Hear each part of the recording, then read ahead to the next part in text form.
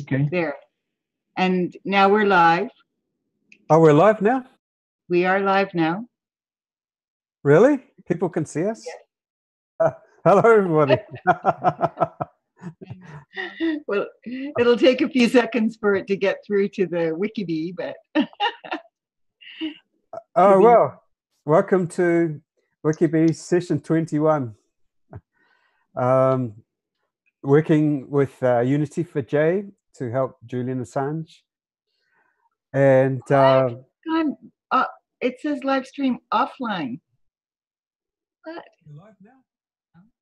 Just hang on a second. Well, oh God. Now it's gone green again. We're having some technical difficulties. Sorry, people. I'm not sure if we're live, but I heard that we were live on the YouTube. So yeah, I'm suspecting that we're live, but hold on for a minute because our tech people are just checking the situation.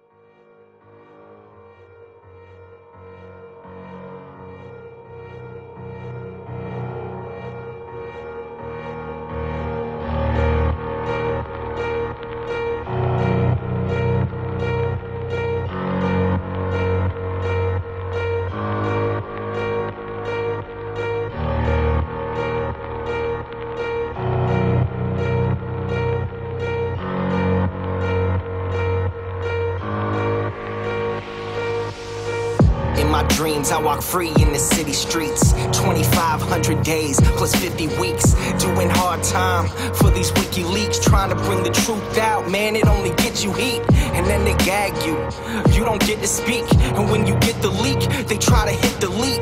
The masses of the masses, they want the shit discreet. That's why my middle finger's up to these sick elites. Free speech, it's the freedom of press. Take your deepest, darkest secrets, never leave them unsaid. If I'm a thief, then I'm a thief for the people you dread. The people of the red, white and blue, you keep them in bed. Seeing the sheep, keep them asleep, deceiving the weak. Keep seeking the leaks till you cease, and I see your defeat. Until I'm deceased underneath a freezing red sheet. Become a dead man, then I hit the switch and release.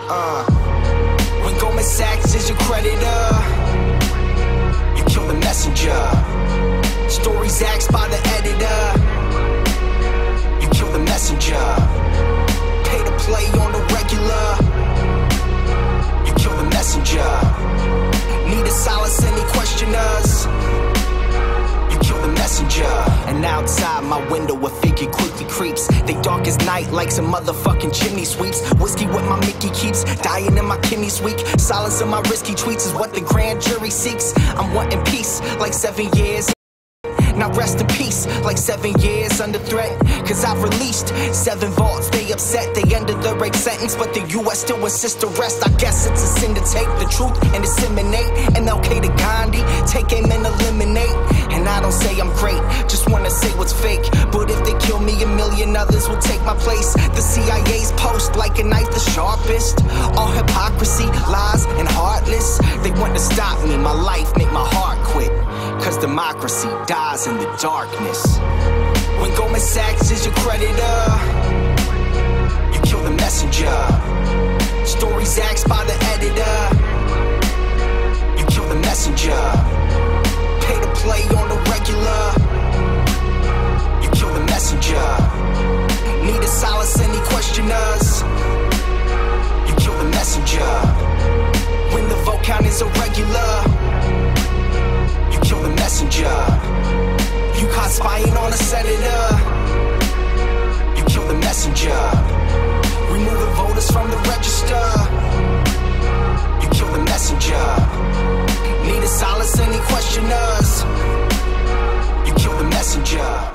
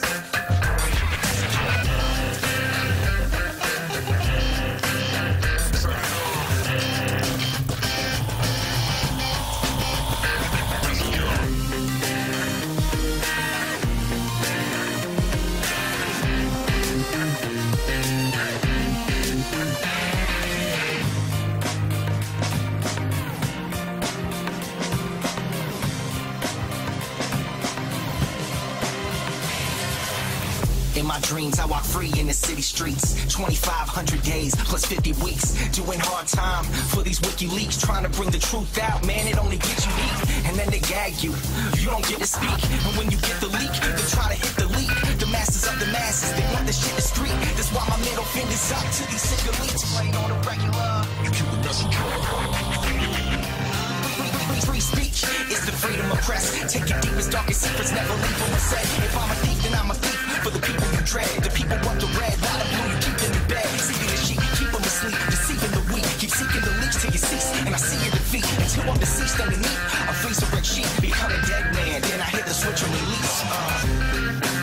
When Goldman Sachs is your creditor, you kill the messenger.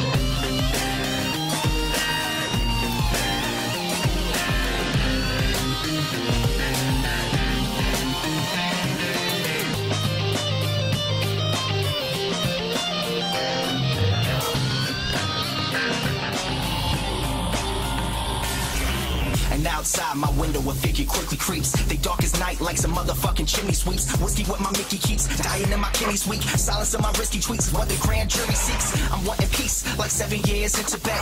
Now rest in peace, like 7 years under threat. Cause I've released 7 vaults, they upset. They ended the rape sentence, but the US still insists to rest. I guess it's a sin to take the truth and disseminate. MLK to Gandhi, take aim and eliminate.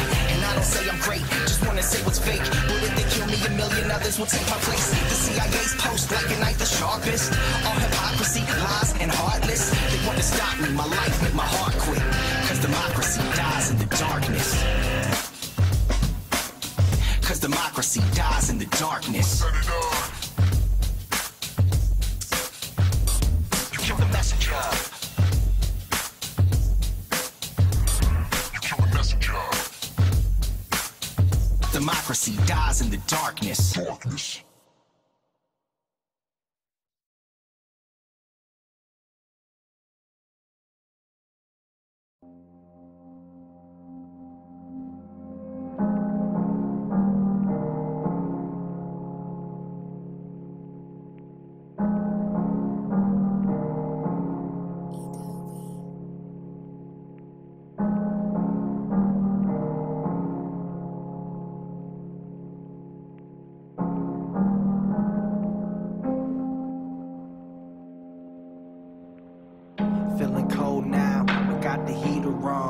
feeling sold out, even though I'm keeping strong. But can I hold out when every bit of freedom's gone? They want me rolled out, never to sing freedom song. I wanna see the sky, I wanna feel the rain, but gotta keep away from windows, that's some window pane. It's just a shame, couldn't have planned out all our dreams. Now I'd scream, cause there's a man in the machine, but the train is off the tracks, and damn, it's losing steam. I wanna call Christine, I haven't seen since 013. I'm missing life like 3 strikes each night. Seems like 3 nights ain't right. Can't fight, space light, hate life, wanting to be snake-like, shedding off this gray life. In the dark can't make light, but where I'm headed now is brake lights. Where I'm headed now, they break lights. Counting days like brake lights, feeling weight like brake lights. Had a great life, brake lights, brake lights, brake lights. Out of place like brake lights, in my face like brake lights. Counting days like brake lights, brake lights, brake lights. Sit here asking, what have I done? If these strings were cut, I'd see my son. And if I could just fly from this place, then I'd hold you in my love embrace. And if I could just speak to you now, I'd renew my vow and be in the now. Is this me in the now? Wanna remove stress from your brow and pay you back some way, somehow. But it's painted black, can see the way back now. But how's the house and how's your mom? I doubt the way the media portrays me makes you hate me. But to think you see that daily makes me crazy, that just ain't me. This is without a doubt going to be this generation's Free Mandela movement. Every single generation must fight again the same battles that previous generations have fought. Brake lights, counting days like brake lights, brake lights, brake lights, brake lights, brake lights, brake lights, brake lights, brake lights, brake lights.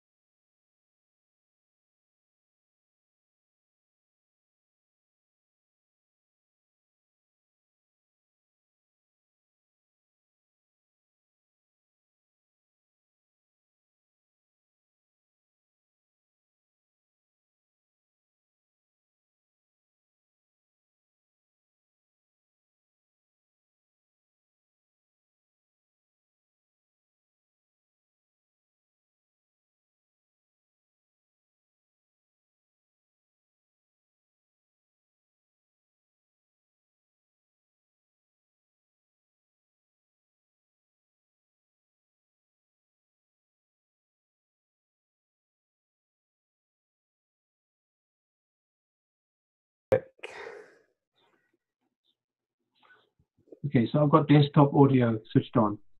Yeah, good. Now we're ready. Okay. So shall I transition to the scene where Bruce is and there's, I don't know who, I think that's Jose on the left. Hey, Jose. Are you with us, Jose? Hello, all. How are you? Very good, thanks. Hey, Dave. Yes. Just I was sure doing the Zoom gets maximized. The Zoom needs to be keep maximized. You keep on minimizing it and moving it out the way. Use Alt Tab or to switch between windows. Don't minimize it. It needs to stay full screen. Otherwise, none of this shows on the screen. Okay, I've got it maximized. Yeah, and so yeah, you should be able to see in OBS. You should be able to see the gallery view with what, 3 of us, hopefully. Yes, I can. Now I've got to transition to it. Yeah. Okay. Well, give us 5 seconds warning, and we'll kick off into that. All right. So I'm ready to do that. So all right. Bruce is happy. Are we going live? Yes, Bruce. Are you ready? Yeah. Count me down. Yeah. Okay. So you just need to hit the transition, and okay. We'll be live. I'm doing that now. 5, 4, 3, 2, 1, go.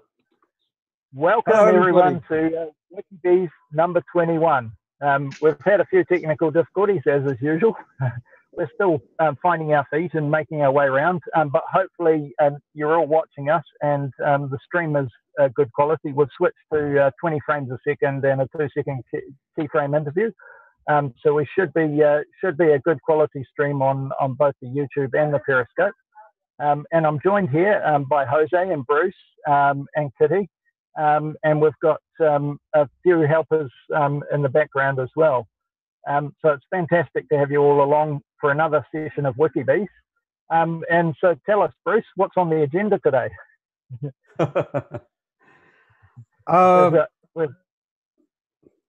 Yes. We'll be talking with, first of all, we'll be talking with Jose Rivera, direct from Ecuador. Ecuador, of course, is the country that's sheltering Julian Assange in the Ecuadorian Embassy, London. And unfortunately, the country is in a terrible situation. It's deteriorated with a new president. And Jose has been keeping up with that. And it's wonderful to hear from Jose. So we'll start with that. And then we're going to, maybe Kathy Vaughan will be coming on. I'm not too sure who's a video expert. But certainly be nice to talk about upping our video game, particularly what I would love to do is to do very short video clips in MP4 format that can go in tweets, and to do that on a massive scale. Yeah, certainly. I've had a few being fed my way through some of the video team who have been cutting down segments. So it'll be good to get a few more of those out there, because it is great. I don't know how many are actually watching us on the Periscope at the moment, but having native video on Twitter is a good experience. You don't have to open up other things. You can even watch it mobile. So it's good to have that sort of short, snappy stuff. And certainly there's bits of news and some really good quotations and things from these WikiBees sessions, which end up turning into a bit of a vigil. So yeah, I should be on our next WikiBees, the one on the Saturday. I should be able to do a few actual WikiBeing things.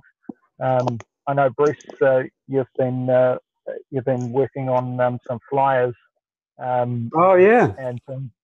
And I have to spend some time on the computer and get that all wired up and working so that people can request. You can print out flyers with an email address and a web address, and from that you can get more flyers.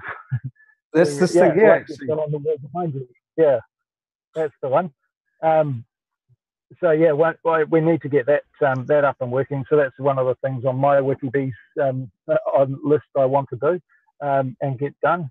But thank you. yeah, I'll leave it in leave this session mostly in your hands because I need to pop back to my place of employment, and it would be good to see what comes of it. It was fantastic the other day hearing from on the ground at the embassy in London. That was just from Karen and the folks. There was some inspiring words, and great to hear some of the history and the what was happening and what led to there. And I love some of those a cappella clips, Black Boys on Mopeds and some of that. Fantastic. It was a fantastic session. I was glad to be part of it. So we should see what's happening out there and hear from Jose and the rest of them. Yeah. Oh, there's one thing. So today is the 6th of December, certainly in New Zealand. And on the rest of the world, it's the 5th of December. But on the 7th of December is the 8th anniversary of Julian Assange's arbitrary detainment. As ruled twice by the United Nations, he's been arbitrarily detained for 8 years. This Saturday, 7th of December. So that's tomorrow, right? Tomorrow for us, but for the rest of the world, I don't think it's tomorrow. Yeah, well, sorry, tomorrow late moves into early. So we're also running our vigil coming up this weekend or this Friday. Yes, aren't we? So that's certainly imminent. And we'll have Joe Lauria and a bunch of guests like we do typically in the vigil. And this, I don't know if you've caught it, live on our website actually is, in fact, Bruce, do you want to I can do a screenshot if you want, yeah. Yeah, that'd be cool to share that. Sorry, a bit of traffic noise here. We put out a press release just the other day, and that's available on unity4j.com #media and hash. So there's /media or hash. So okay. Unity4j. If you just scroll down to the media section, that's. I see. Yeah. Okay, so I'll screen share that for you. Let's see. Yeah. It may be good to just read through that because that's got the details of our next event. And I'm getting a battery low message from my my ear. Yeah. So if you just read through that, I'll change that. If you just zoom in a little. Yeah. You want to read that out? Yeah, so this is a press release for immediate release from Tuesday, December the 4th, 2018. So that was 2 days ago, more or less, depending on where you are.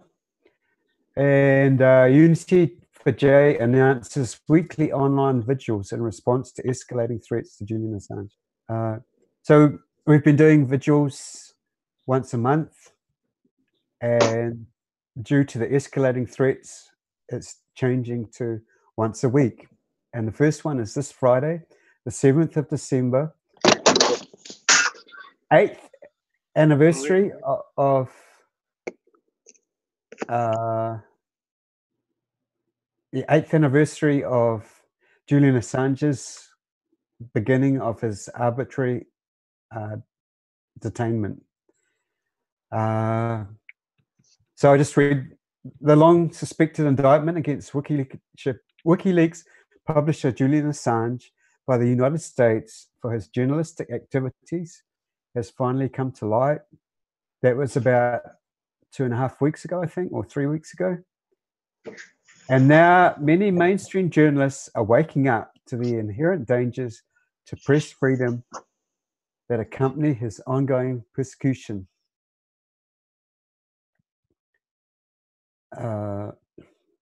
So he's being charged for being a publisher, basically. In the US, he's wanted for being a publisher. And the Obama administration was seeking to prosecute him, and then the lawyers all told them that they can't do that without also prosecuting the New York Times and the Washington Post. So reading on.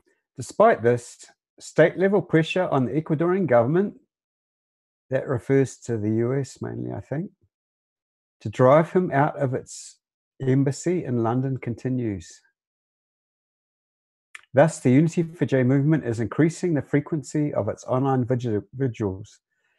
And now the vigils are done with Consortium News, particularly Joe Lauria, in support of the arbitrarily detained publisher. So the frequency's increased from monthly to weekly.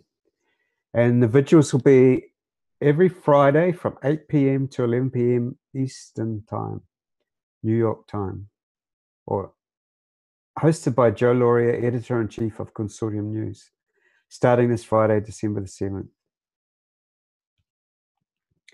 And it goes on to say that the support for Julian has sprung up, and some catalyst for that was an urgent message from Julian's mother, Christine Assange, and other high-profile supporters such as Pamela Anderson, Glenn Greenwald, Chris Hedges, and Roger Waters. You would have seen those in the news, and it's really helping Julian. So thanks to those people. Julian Assange has been arbitrarily detained in the UK for 8 years.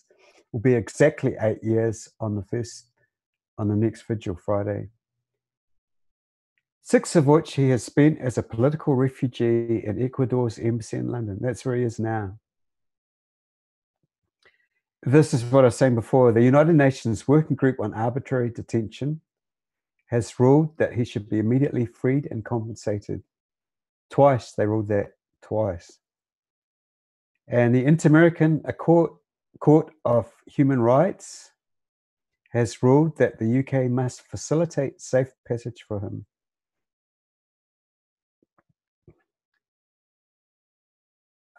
Unity for J organizer, activist, and journalist Susie Dawson said, quote, "The Unity for J movement filled a critical vacuum in 2018, demonstrating that significant unified support for Julian Assange existed at a time when the mainstream media wanted the public to think otherwise. They were very quiet on Julian Assange. Recently, editorials, litigation, events, and actions in support of Julian are increasing around the globe. With rumors swirling of a pre-Christmas expulsion from the Ecuadorian embassy, which I'm not personally familiar with. I don't know. Do you know anything about that, Joe?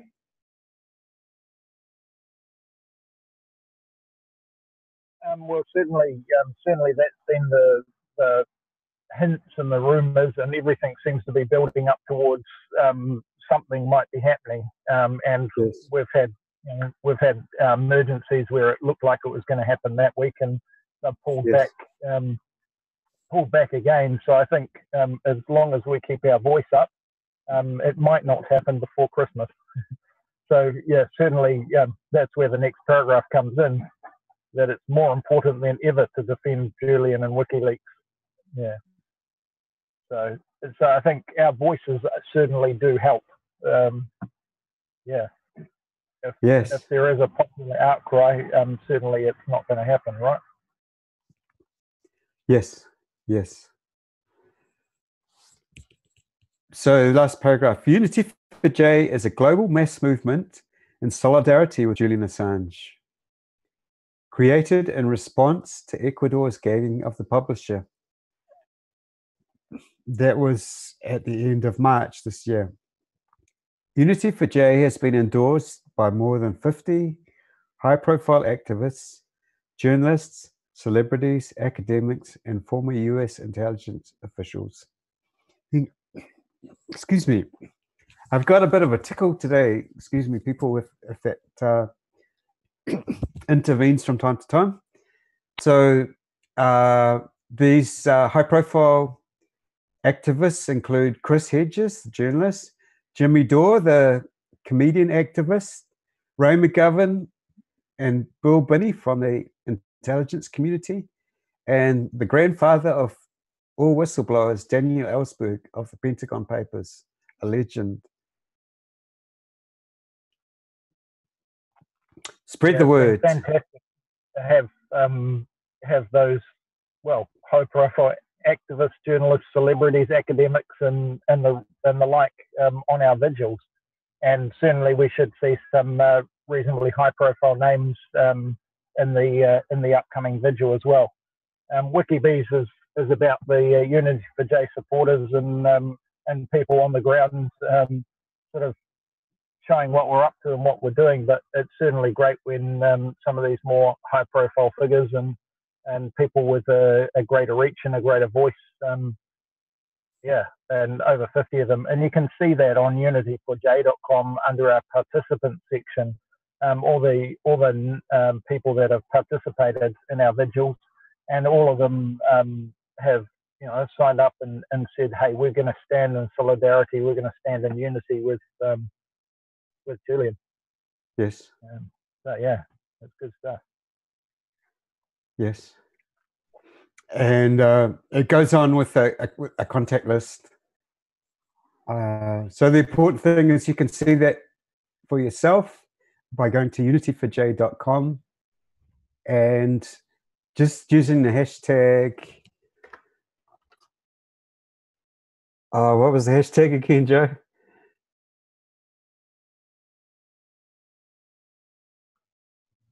You're muted.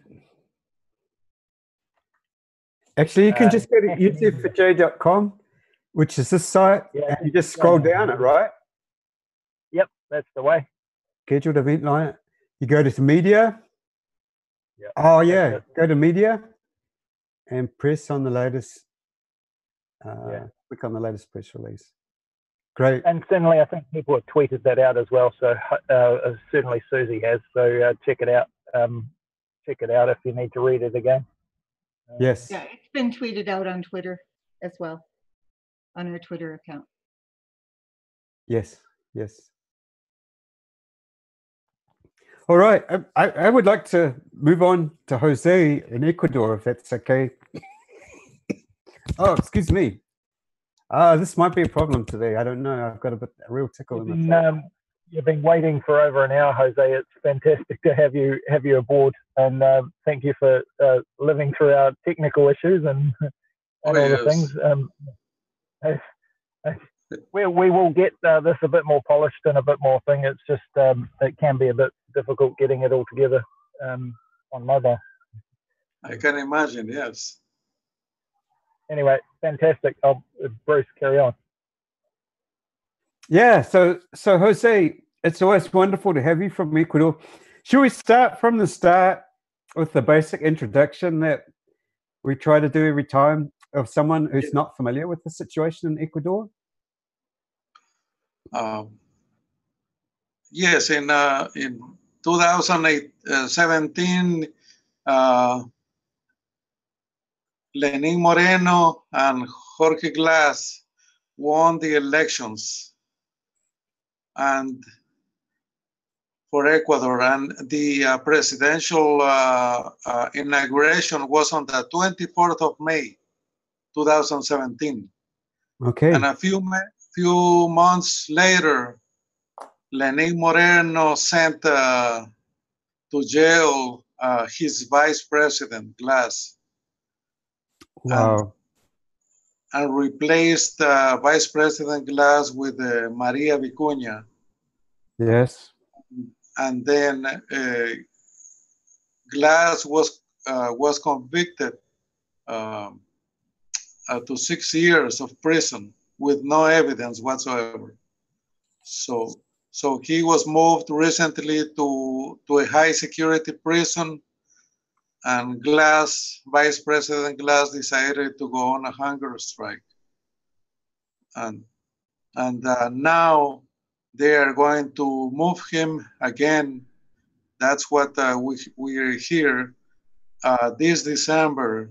We think probably he's going to be being moved on Christmas night, on the 24th of December at night, probably in the early hours. That's my speculation. Yes. And the prison in Guayaquil is called the Rock, and it's very dangerous, very, very dangerous, because it's full of criminals there. And it's mosquito infested. It's very hot, no water, no toilets.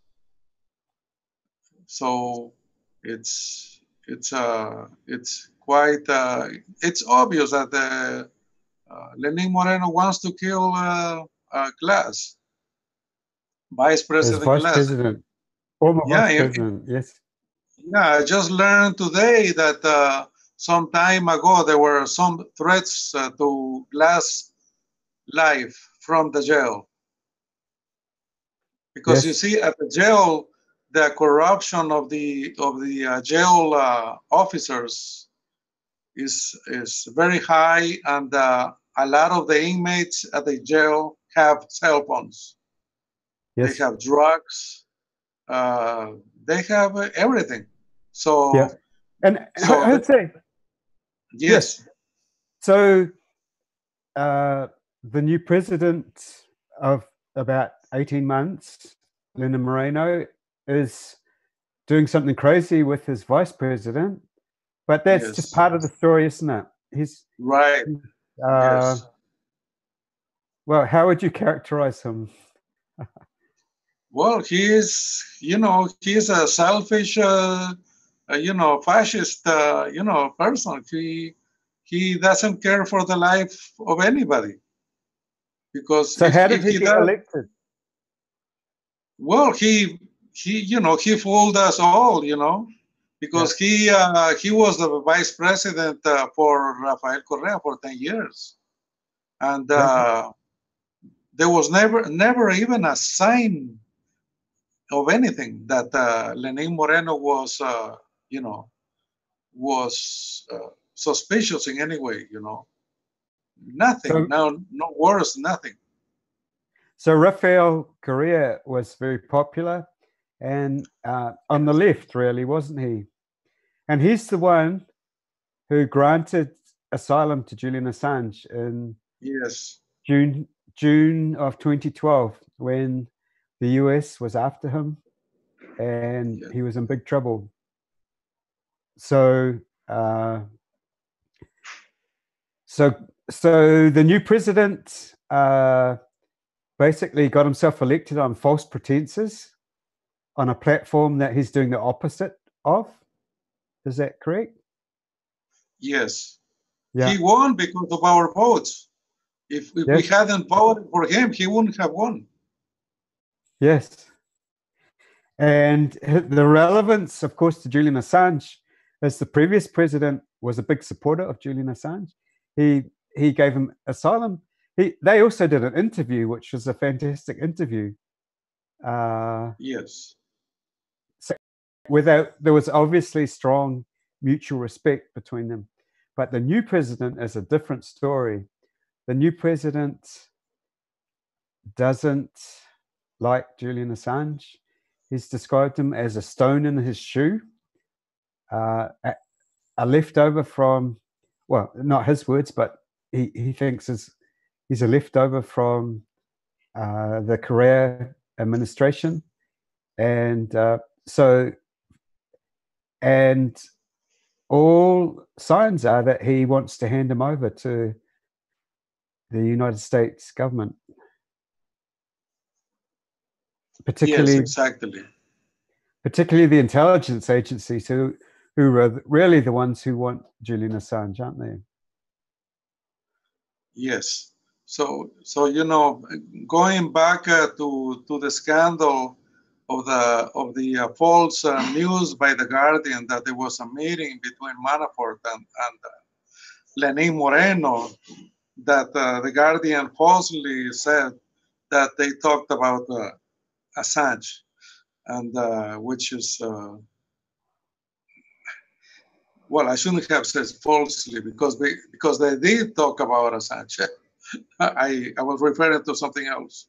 So now Lenin Moreno is denying that he ever talked to Manafort about Assange. Manafort is well, he Paul was a Manafort. campaign advisor for President. Right. So if you look at the dates, because Manafort came here in May of 2017, and Lenin Moreno took office on the 24th of May, which means that Manafort came on the last week of May. So you know, remember the economic hitman guy, John Perkins? He wrote the economic hitman. He said that he said that as soon as the new presidents of Latin America became presidents, they would soon have a visit from a U.S. Economic advisor, offering them money, and as long as they sign a paper where they say, that they are going to give away the country. So Manafort, I think he was a hitman, the economic hitman. So how much of this is confirmed and how much is speculation? Is it confirmed that Manafort visited just in the week after Moreno became president? Yes, because Moreno became president on the 24th. He took office on the 24th of May. So, yes. Right. So you only have 1 week left over in May, So Manafort must have been on the last week of May of 2017 visiting. So now I just realized, that Manafort was a hitman, economic hitman. He came to do the deal, for the United States. Does Manafort acknowledge that he visited then? Yes. And Lenin Moreno, issued the official communication that he recognizes. Today's paper recognized that it was in May of 2017 that Manafort came. Oh, okay. Yes, Lenin Moreno recognized today that he came on May. So that tells you that Manafort was the economic hitman. He came with a proposition to Lenin Moreno, to give away all the Ecuador properties, and gifts to United States. So, and we all know the history of Paul Manafort. When he was in Ukraine, he also did all this, all this type of work, and so it is uneducated speculation that we are doing, that he came to do the same thing. He came to do, to make a business deal with Lenin Moreno. Yes. It's very clear now. It's very clear. Yes. So that it appears that the link, that business, how did Manafort got invited to come to the Lenin Moreno's office, there is a lady called Yvonne Baki. She was all before an Ecuadorian official for Correa, but she was working behind Chevron in favor of Chevron. Correa didn't know that, but we just discovered that she had been doing, work for Chevron, and she is the one who, I think, she is the link for the Manafort-Lenin Moreno meeting. Yes. So you're starting to piece together. There were also meetings, as I remember, Vice President of the US, Mike Pence, also met with the new president of Ecuador. Yeah. I just finished the translating a few minutes ago the latest communication that Lenin Moreno put out about a couple of hours ago. And there, Lenin Moreno says very clearly that he had only one meeting. But actually, I think the New York Times says that there were two meetings, at least two meetings. So Lenin Moreno is lying there. And so after that, came Pence. Yes. So I think Manafort talked to Lenin Moreno about an economic plan, but it was not because if he came 3 times to the presidential office of Lenin Moreno, Manafort, that means that they talked at a good length, Yes. So because Lenin Moreno in today's official communications, he is saying that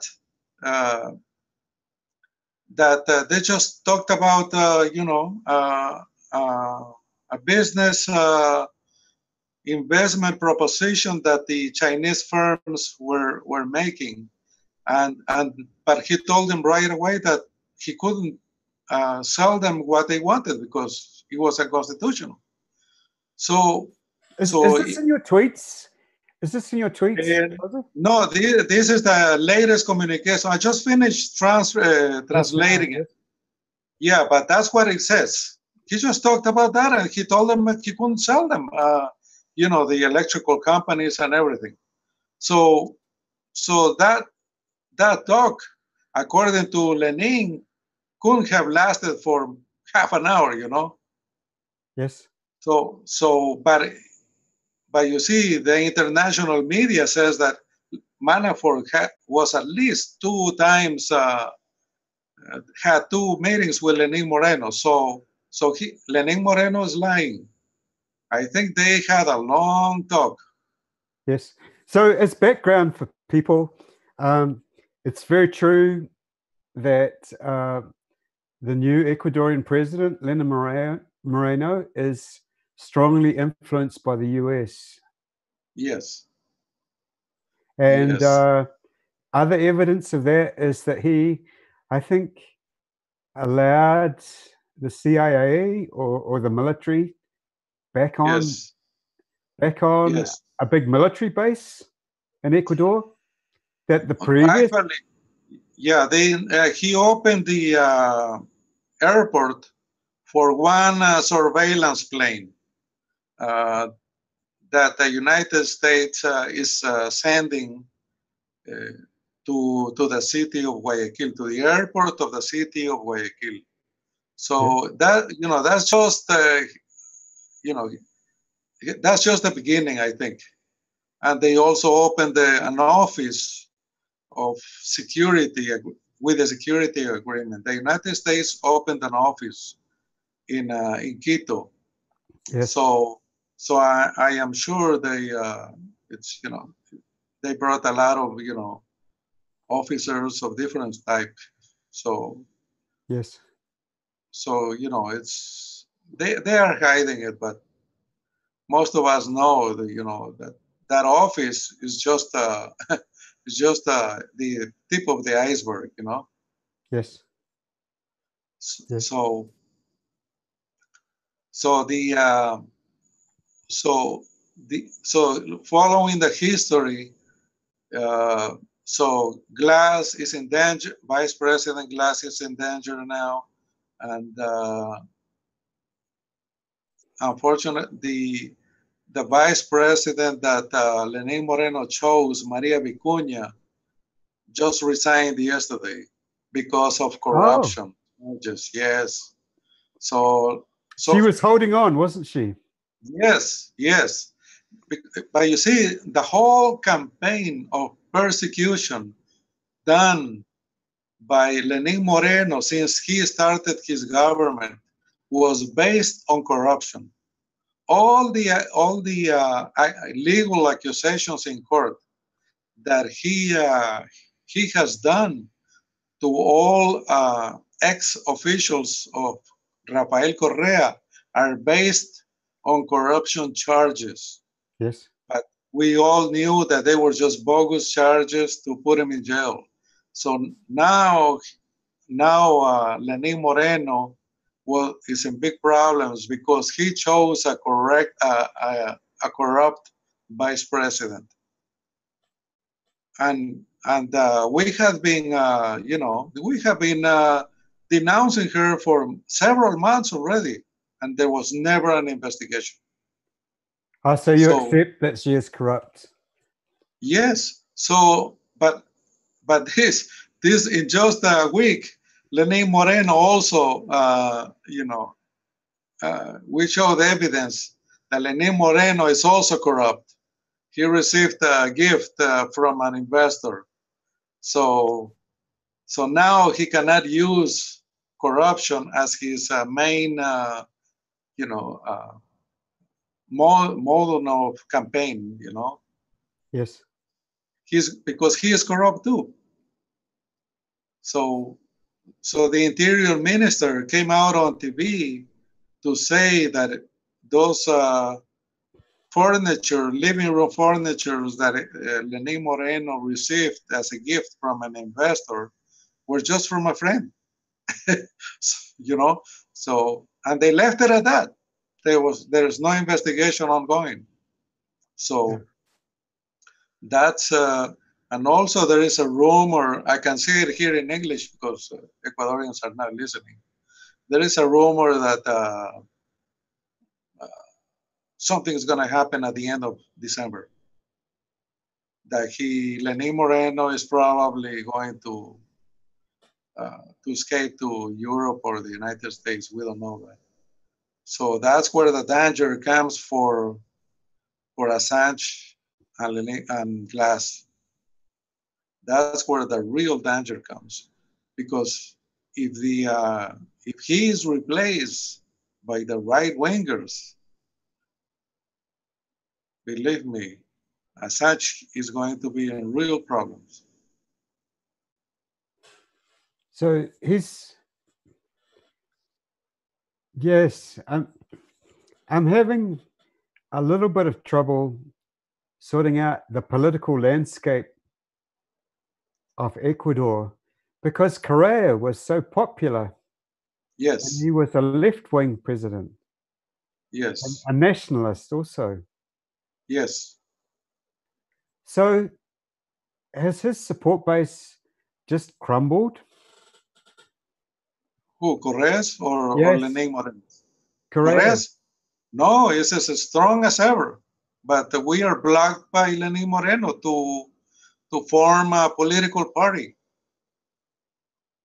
Lenín Moreno blocked our participation in the electoral system. He's not recognizing our party. So in the next elections, there won't be any progressives going, in 2019 election. When you say our party, is that the party of President Correa? Well, no, it's called Revolución Ciudadana, Citizen Revolution. So, but Rafael Correa is just a main leader, but it's it is not his party. He's just our main leader. That's all, because there are other leaders that that could take his place. But Correa supports this party. Right. I mean, he's our main leader. He is the guy who keeps us together. Okay. So again, I'll go back to very basic stuff. So you're not showing your face because it's a dangerous situation for you, right? And it's a dangerous situation for journalists and politicians. And Correa, the former president, up until May of 2017, is now in Belgium, in Europe, seeking asylum. Right. Yes. But he tweets a lot still about Ecuador. Yes. And he's facing charges back in Ecuador, isn't he? Set up by the new president. Yeah, he has like 15 lawsuits. Yes. And the latest lawsuit was created by Fernando Villavicencio, the CIA guy in Ecuador. So are these these are civil lawsuits, are they, or are they criminal lawsuits? Yes, civil lawsuits, corruption. Civil. They are all corruption. Yes. Ah. So if he has civil lawsuits,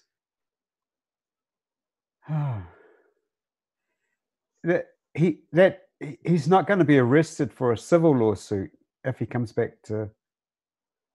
No, here in Ecuador is different. If you owe, for example, someone money, yes, you can be arrested. Yeah. Oh. Yeah, and government officials that have broken the law are processed a little different. The judge can immediately order your arrest. Oh, that's important to know. Has it always been like that? Yes, yes. So, historically, that's what it has been.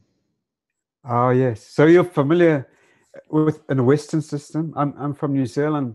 There's a very clear distinction between civil cases and criminal cases. Right. The criminal cases are carried out by the state on behalf of the Queen. And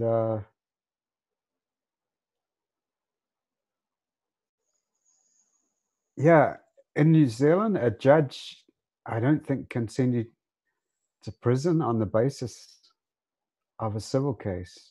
There's no chance of that. Okay, so that's the reason that Correa's away. And wow. So actually, Jose, I'll show you a Twitter account since you're not showing your face anyway. And I encourage people to follow this if they're interested in Ecuador. And then we can talk a little bit about Julian Assange also. So I'll just share this. I'll do a screen share.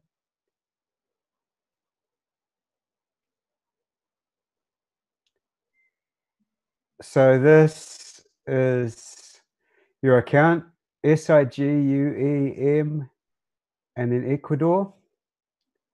And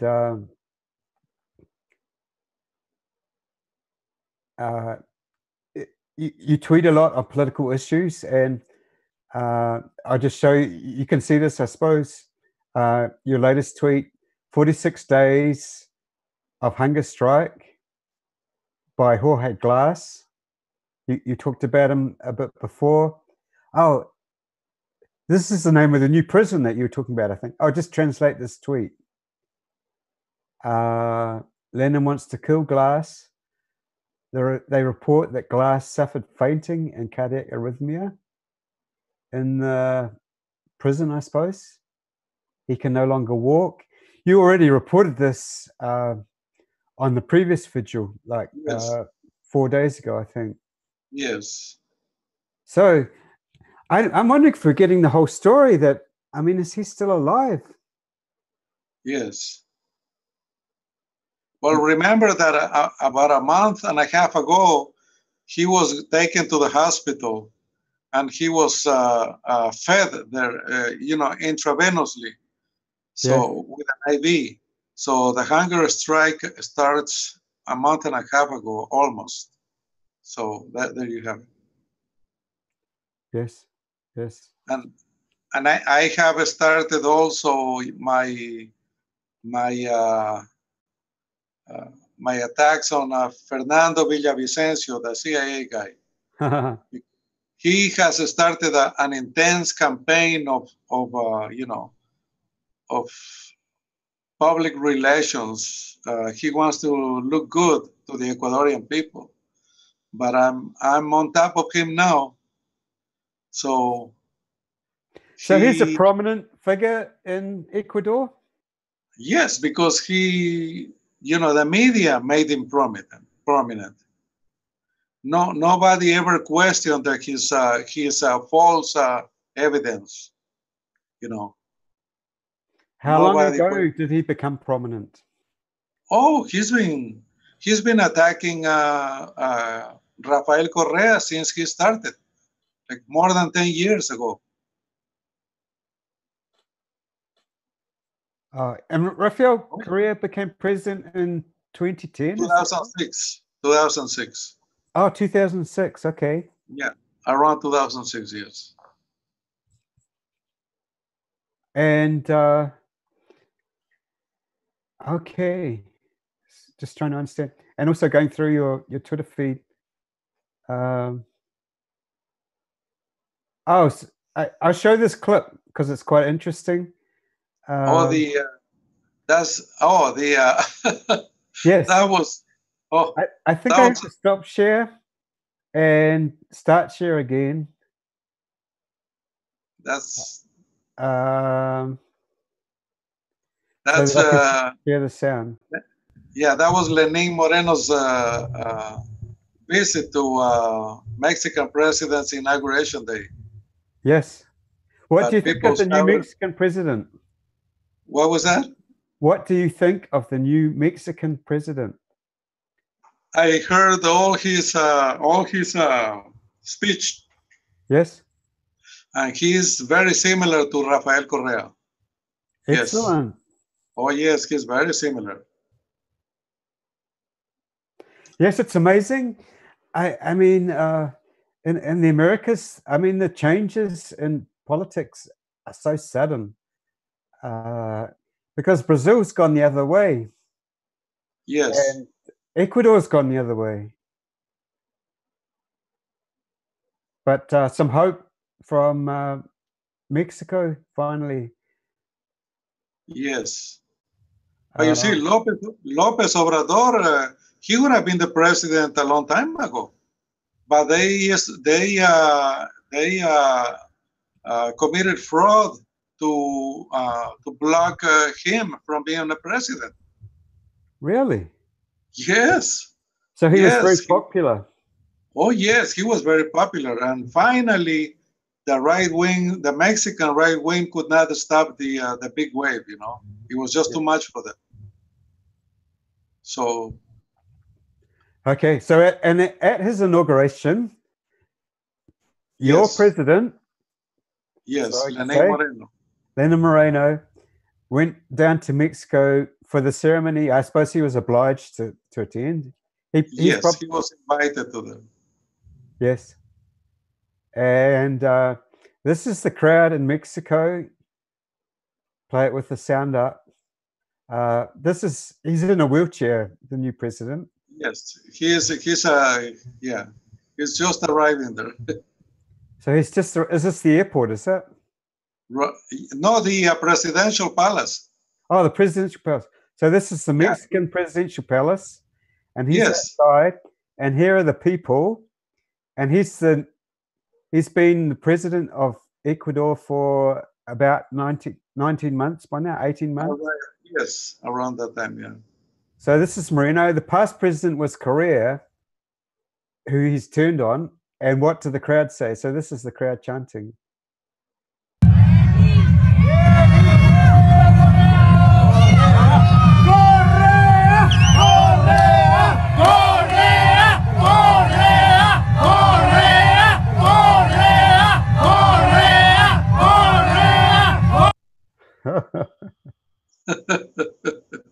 So that's pretty incredible that they're so familiar with Ecuadorian politics, well,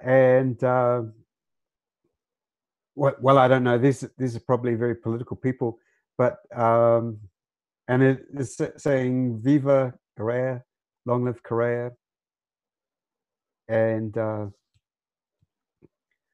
the new president who's opposed to Correa. So, yeah, so that was very interesting. Well, you know, me and other other prominent leaders of our party have been in contact with the progressive media of Mexico. They have invited our leaders to go there and for interviews and talks. So Mexican people, you know, had a few of them, you know, knew, you know, what was happening here.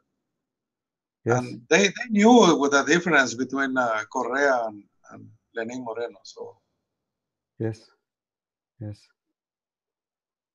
So you know, it's important to campaign always, you know, because otherwise, you know, nobody knows what is happening. Yes. And everybody assumes that, you know, oh, well, since nobody's saying anything, you know, everything is okay. Yes. But, you know, the power elites, you know, they are always, you know, trying to, you know, subdue the people with, yes. with, you know, with illegal laws and regulations and, you know, and doing secret stuff so that we don't find out. Yes. So that's why, you know, Assange and people like him, you know, are very important to the people, because otherwise we would never find out. We would never find out. If Assange hadn't published all the Iraq, you know, documents and that video, we would have never found out. The yes. people would have never found out. Yeah. Yes. And you know, that's why they consider Assange a threat. And yes. that's why they want to silence him. And, you know, yes. You know, because the United States wants the war machine to keep just working without a stop.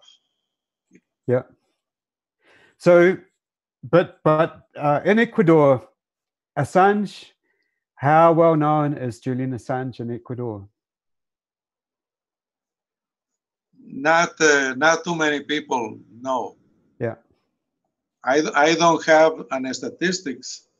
A few people know him by picture, you know. You know, some know him by the name. They recognize his face and they know his name already. But yes. A lot of people don't know him. Yes.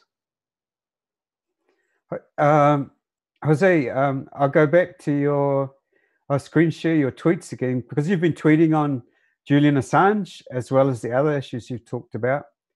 And yes. I'll just show that. I'll show you something that I mentioned at the last WikiBees, but I didn't know where it was from. So I researched it and found where it was from.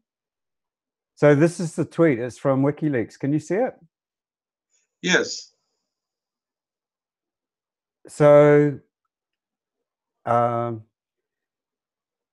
Ecuadorian embassy in London, where Julian Assange is in asylum at the moment, was sold this year to one of the richest men on the planet.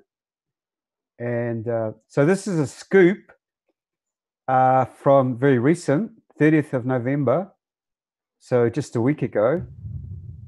I see. So this is what I mentioned. In fact, I just seen it, and I think it was, I think it happened in March of this year. I see. But so Sheikh Khalifa bin Zayed bin Sultan Al Nahyan, President of the UAE and Emir of Abu Dhabi, is the one who's bought the embassy where Julian Assange is, the Ecuadorian embassy. So it's the Three Hands Crescent. It's not just the Ecuadorian embassy, but it's a whole. The Ecuadorian embassy, as I understand it, is only 5 rooms, I think, on the ground floor of the building. So it's a crazy situation. It's a very wealthy neighborhood in the center of London, and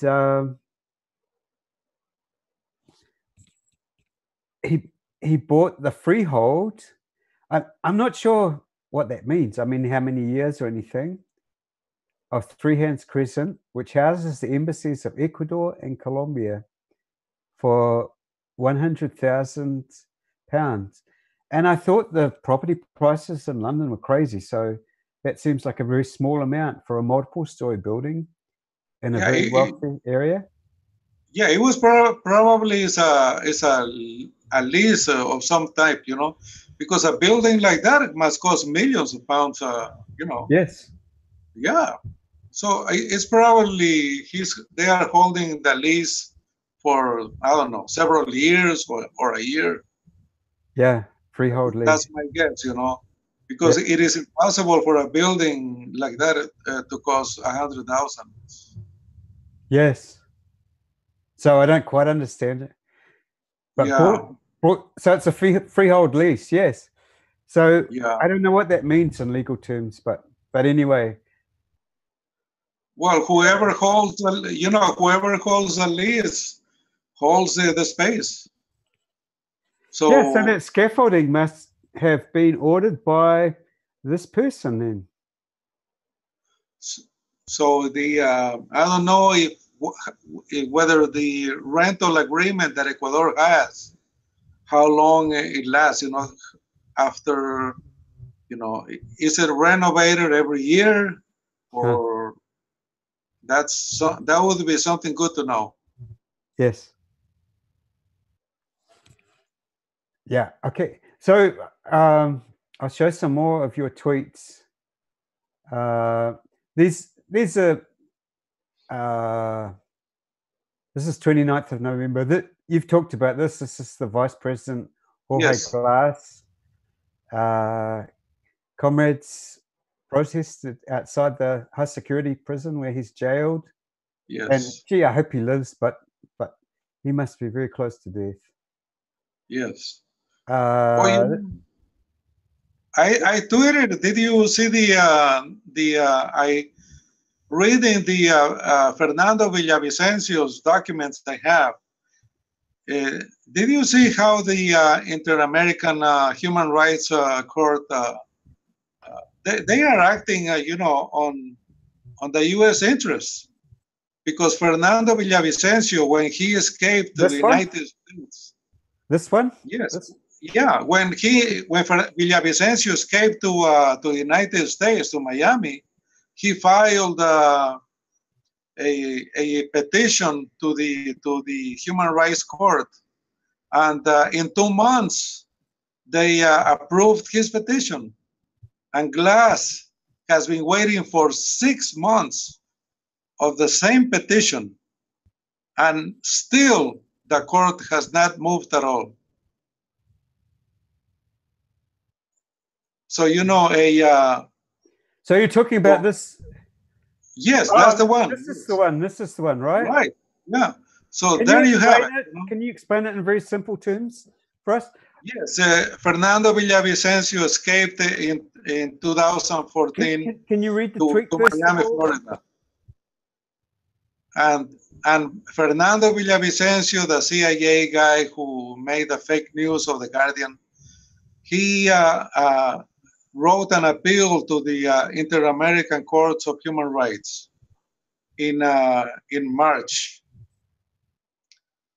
No, let's see, in January. He made an appeal to the court in January of 2014, and in March, the court approved his petition. Glass did the same petition on June of this year, And already 6 months have passed and nothing, no answer. So asking for protection. Yes, so the United States is, you know, it's obvious that the United States influence in this court. So this court, what powers does the court have? This is the OAS court, Human Rights Court. You know, That's the Organization of American States? Yes, they have a human rights court there. And yes. they resolve human rights issues in Latin America. Yes. Are they connected with the United Nations? Right. So there you have it. The Human Rights Court is sleeping on glass petition. They are not interested in giving our Vice President justice. Okay. Here you can see very clearly how the power, you know, of the United States can, you know, influence, you know, courts, I don't know, everywhere. So the point is, this was obviously political. Of course. What other? They haven't even responded in any way. Yes. So they're just keeping quiet. So this, wow, this character Fernando Villavicencio. Vicencio. Yes. Villavicencio. Sorry. Yes. Yes. He appears time and time again in a lot of different contexts. Some of them related to Julian Assange, doesn't he? Yes. So, so has Rafael Correa arrested him or something like that?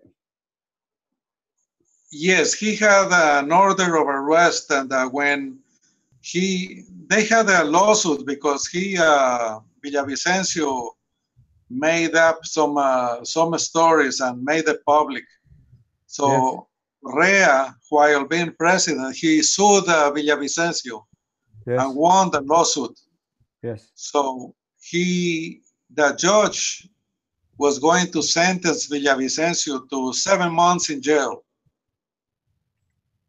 And he escaped to the United States. Really? Yes, to Miami. So in Miami, you know, he had all the help from the Cuban exiles. Yes. And that's when he filed the petition to the Human Rights Court. Wow, a very interesting character. Yes. Just for people who aren't familiar, I'll try and find that picture. I'm not sure if it's too old. That is the one with the journalists who did the story. Yeah, I just published that a few days ago. There it is. Yes, that's the one. The one of the glasses. Yes. Yeah, the one of the glasses right there. So we're this character in the middle is the one that you've been talking about all the time. Yes. I'm not even going to try and say it again. Yes. He works, it's well known that he works for, I think, USA. Yes. He officially works for USA, does he? Or plus, yeah, he works for USA and also for the Isaias brothers who defrauded the Ecuadorian people with $100 million. They escaped to Miami with $100 million. And the United States is not allowing the extradition. Oh, wow. Yeah. So really, yes. And this USAID organization that he works for is pretty openly known as a front for the CIA, right? Yes. Yeah. So this character appears time and time again in your stories, and this story is about Julian Assange because right, exactly. the big news, he's with two reporters who work for the Guardian newspaper in Britain and the UK, and they published a story saying that Donald Trump's advisor had been visiting Julian Assange in the embassy, and the story was completely false. It's been ridiculed. It's been spat out. Basically, nobody believes it now. It's such a ridiculous story. For example, the guy who was supposed to have seen Julian Assange, he didn't even have a stamp in his passport for having visited the UK in those years. So it's a totally ridiculous story. There's surveillance everywhere. There is no confirmation of any sort that the story was true. And this guy in the middle, so he's a known forger of documents as well, isn't he? Oh, yes, yes. But you see here, the media presents him all the time, you know, as a journalist and everything. And, wow. And the cases that he files always go to friendly judges. They always go to friendly courts, right? Usually right-wing judges. So the complete works. Wow. So he in the other tweet he made, he did say he was with those two journalists from the Guardian 4 months. Yes. Doing I don't know what they were probably, trying to plant the information, planning the show that they just did, a few days ago on the Guardian. Do you see this new window? I'm not sure. I'll stop the share. Hold on, I'll stop the share. No, I don't see it. So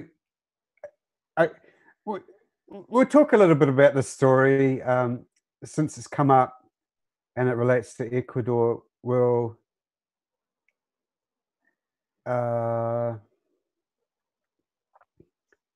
Let's see. So I just bookmarked a whole lot of tweets relating to this Manafort story. So we'll talk about this in some detail, if that's all right, Jose, because it relates to Ecuador. So this is just a group of tweets, and the history is, I'll see if I can find. So this is the guy, Paul Manafort, who was the presidential advisor, who was the campaign advisor for Donald Trump. Right. And the Guardian published a story saying this campaign advisor for Donald Trump had visited the Ecuadorian embassy in London in 2013, 2015, and 2016, and gone inside and talked to Julian Assange on those 3 years. And it's a totally ridiculous, completely fabricated story, as is obvious by now. And the guy himself says, no, that's a load of rubbish. And the guy himself showed his passports that he didn't have any stamps to visit the UK in 2013 or 2015. It's an impossibility, this story. And it's just incredible that a major newspaper, The Guardian, would publish this without any... well, they said it was from anonymous sources. And in the end, it turned out, in the print edition, the third author was this Ecuadorian bad guy that you're talking about, who I can't name. But I saw the Fernando Villavicencio. That was the guy. He was on the first story they did. His name is there in the page. I saw it. Okay. Yeah. Yes. Fernando Villavicencio. Yeah, his name was there, along with the other two guys. And so it's a smear. Yes. So it's a ridiculous story, totally ridiculous story. It's incredible. So what the newspaper is doing is it's smearing Julian Assange, and gee, they must say, we don't mind if we get caught out doing a totally ridiculous story. We got the smear in anyway. because everyone around the world who follows the news has seen this story, the original story that purports to connect Julian Assange to Donald Trump, and it's a fake story. Right. And Julian Assange has told WikiLeaks to sue the Guardian newspaper, and that's what they've done. This is their GoFundMe, which people are invited to. You know, I had suggested in the lawsuit they should include this Ecuadorian guy too, you know, because Yes. they should include him too, because he is the you know, the main guy here with the fake evidence. Yeah. Because you can see he says very clearly that they were 4 months, you know, in meetings. Yeah. With those 2 Guardian journalists. So you have to wonder why they were there for 4 months. Well, that's what I'm wondering. That's a long time. Well, yeah, I know. So I don't know what they were, you know, they were trying to doing. I have no idea. Yeah. Or maybe they have, you know, maybe they have a something that is coming up that we don't know. Yeah, because 4 months is a long time. Well, Hanging out with this known CIA guy. Yeah. In Ecuador. Right. British journalists. Well, using the term loosely, journalists. Yeah. So it's just incredible. And you know, this is a Unity for J Wikibees. I don't know. This is just a background. This is one of the major reasons why Julian Assange is in the news at the moment, is that people are trying to connect him with Donald Trump with a ridiculous story. So I almost don't want to talk about it. It's like it's gained a life of its own, this story. Oh, yeah. But you see the major media that published the first story has now retracted the story. Yeah. So the smear works, doesn't it? Right. Yes. That's what how smears work. They have not retracted the story. Yes. So Fox News, people who watch Fox News and CNN and all those networks, huge networks, yeah, you know, have not retracted. Wow. So the fake news stayed as truth. Yeah. So let's see. I'll just click through the other links to show. This is the RT channel. Right. Sues the Guardian over the fake meetings. I'll just go through all the tweets that I got together. Yeah. This journalist is a real piece of work. It's like, oh yeah, Luke Harding. This is a tweet from the guy himself. Yeah, that's what it says. Yeah, that's what it says right there. So this is the guy himself, the CIA guy.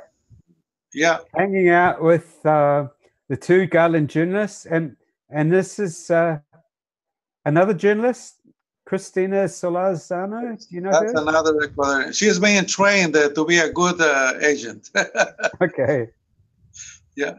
Yeah. You see the Ecuadorian guy says very clearly there, they were working for months.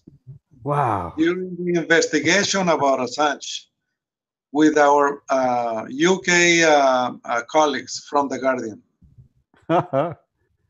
That's what it says. You have to wonder how long it takes to make a forgery, you know? Why does it take 4 months? Maybe they were just having a holiday. It's a very strange situation all around. Yes, it is very strange.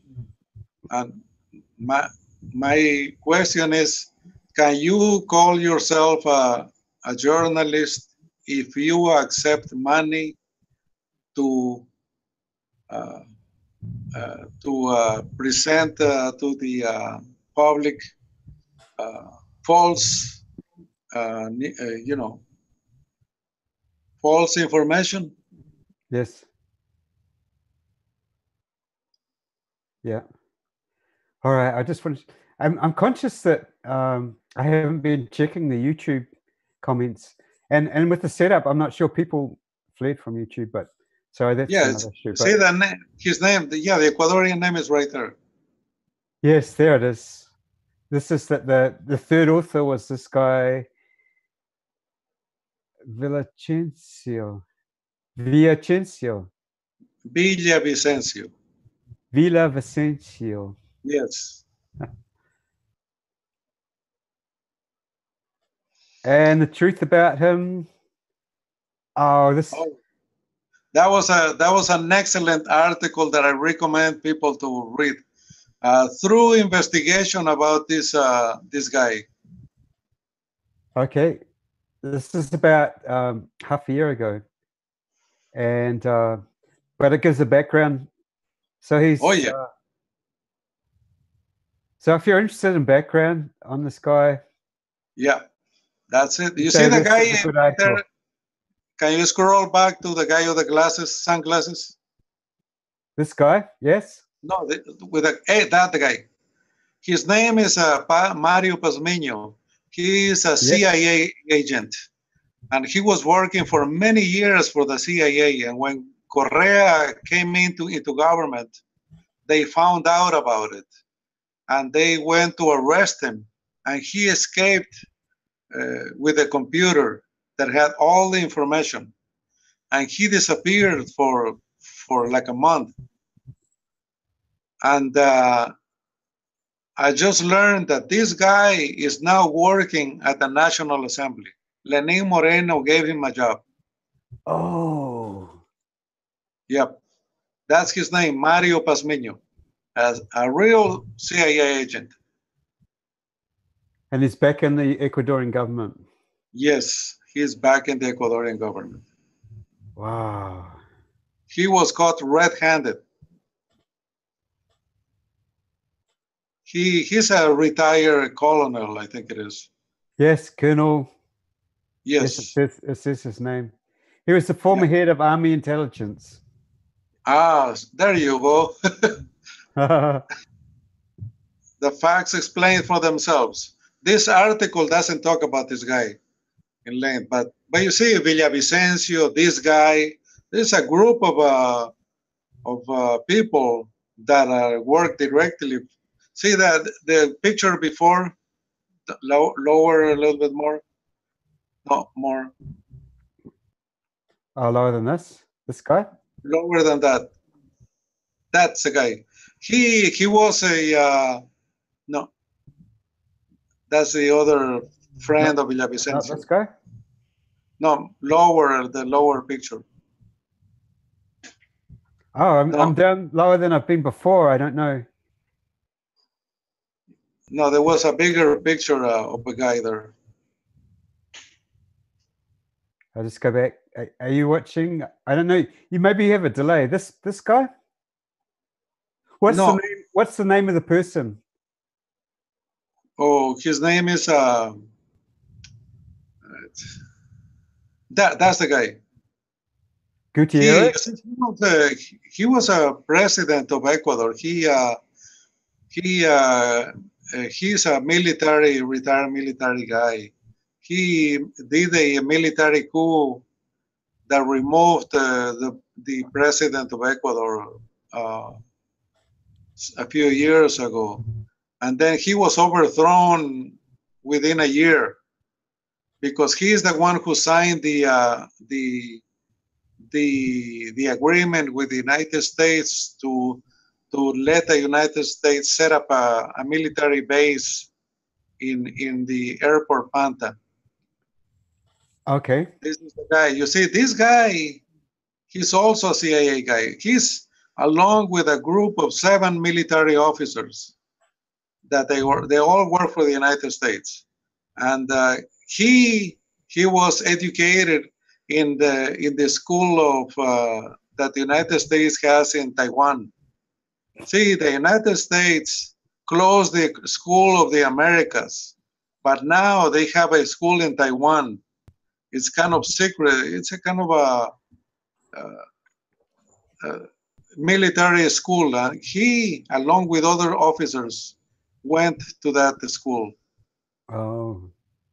Yes, I have information on that school, but they don't give you that much information, over the web. So I haven't been able to find more things about it.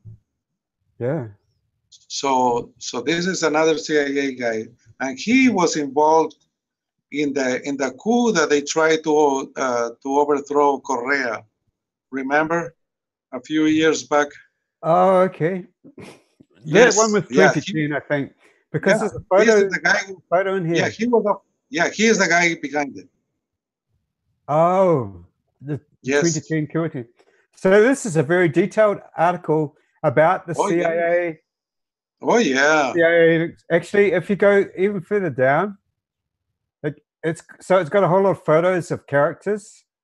Yes. And then when you get to the bottom, it's got Telesur, the CIA in Ecuador, and it's got links between all of the characters. Right. And this guy, his name starts with V. VA should be in here. I don't know. There he is. There he is. So this is the guy who was doing the story on Julian Assange with the Guardian journalists. So, so a bizarre situation. Oh yes. And there are rumors that Julian Assange has been sold out. Oh, didn't this Manafort guy say that that Moreno was asking if he could get a loan in exchange for giving up Julian Assange? Oh yes, yeah. There was yeah. Wow. So it emphasizes Julian Assange's situation is very political. Oh yes. And he was under a friend in the former president, Rafael Correa, and now he's not under a friend in the new president. So okay, so this just the last. These are the last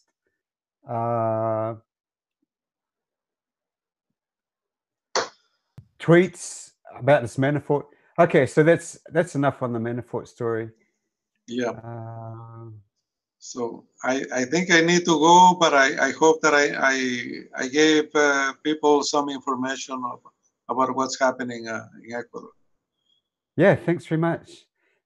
Yeah, that's wonderful. Thanks, Jose. We always appreciate it. Apologies for the technical delays at the start. Well, yeah, that's fine. Okay, so I bid you good night, all of you. Take care. Good night, Jose. Okay, I'll see you then. Bye. Good night, Jose. Bye. We'll get these technical delays worked out. Yes. I thought, are there any questions, Kitty? And also any people tweeting about WikiBeast? Oh, I haven't been keeping up on the promoting the WikiBeast. I'm so sorry, I didn't even keep track of that. I will go there now. There weren't any questions. Everybody's chatting about all kinds of things. Yeah. It was a very interesting discussion with Jose today. Oh, that's a question. Anyone know the source website of the article Jose and Bruce are talking about here? Thanks. Yeah, I'll just go back to it and find it for you. Did I miss that? It's in YouTube chat from Jerry Alatalo. Okay. So actually, I don't have the ability to post it, but you have the ability to post it, don't you, Kitty? Yes, I do. Yeah. So let's see if I can.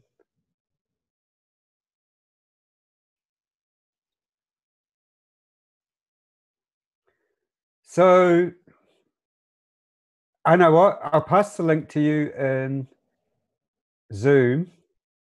Okay. And then you can pass it on to YouTube. Oh, there's an attendee. Ah, Kathy Vogan's here. Oh, wonderful.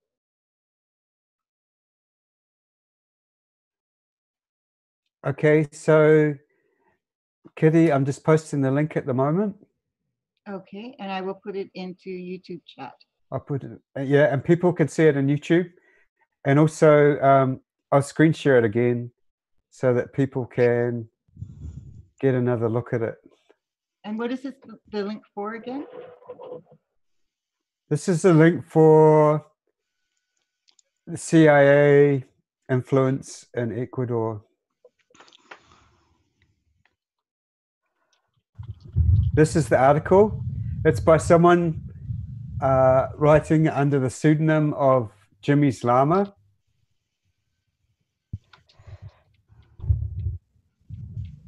That's a very good article. I've read that one. Ah, cool. Yes. Kathy. Oh, hello, Kathy. Hi. Sorry, I'm late. Oh, that's all right. Actually, you came right on time because we just finished talking to Jose. Oh, right. Okay. So, did he have anything new to report? Oh, yeah. Well, just the situation's developing. You can go back and listen to it. I think is best because yeah, too long to it. I forgot his the political standing of Lena Moreno is falling. I think was a large part of it. He's reporting again on Jorge Glass. Just more bad things they want to do to him. They want to move him to an even worse prison than he's in at the moment. Yeah. The guy's nearly dead. Well, I think there's something we should have done already.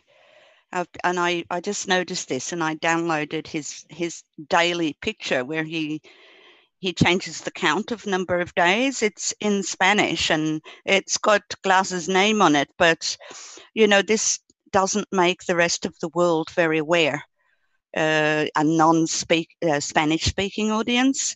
Yes. And so I was thinking, shit, I should do an English version of him. And I don't know, I wanted to talk to him actually. I will contact him about what program he uses to update it, but I could just send him a multi-layered PSD file from Photoshop and you can update that every day. And of course there's got to be democratically elected vice president of Ecuador written on it, because the rest of the world doesn't automatically know that either. In fact, yes. They don't know who it is. So to heighten awareness, it's almost too late though, isn't it? I didn't even think of it, but it was just yesterday that I noticed it wasn't. I knew what it was about, but anyone else wouldn't unless they knew Ecuador and Spanish. Yeah. Kathy? Yes. There's a question in chat about how Julian's mum is doing. Have you heard anything? Question from CC, yes. Christine said she was well. She's in good health. And, you know, she's decided to withdraw from making public statements for a while. I think that she did a tremendous job. I mean, I went through that and so did Susie. We went through a weekend together that was, as I related before, pretty tough going to get the thing written in a way that Christine felt would be convincing, and also the actual delivery of it, which was pretty torturous as well to get that just right. So, I mean, I spent 12 hours with her.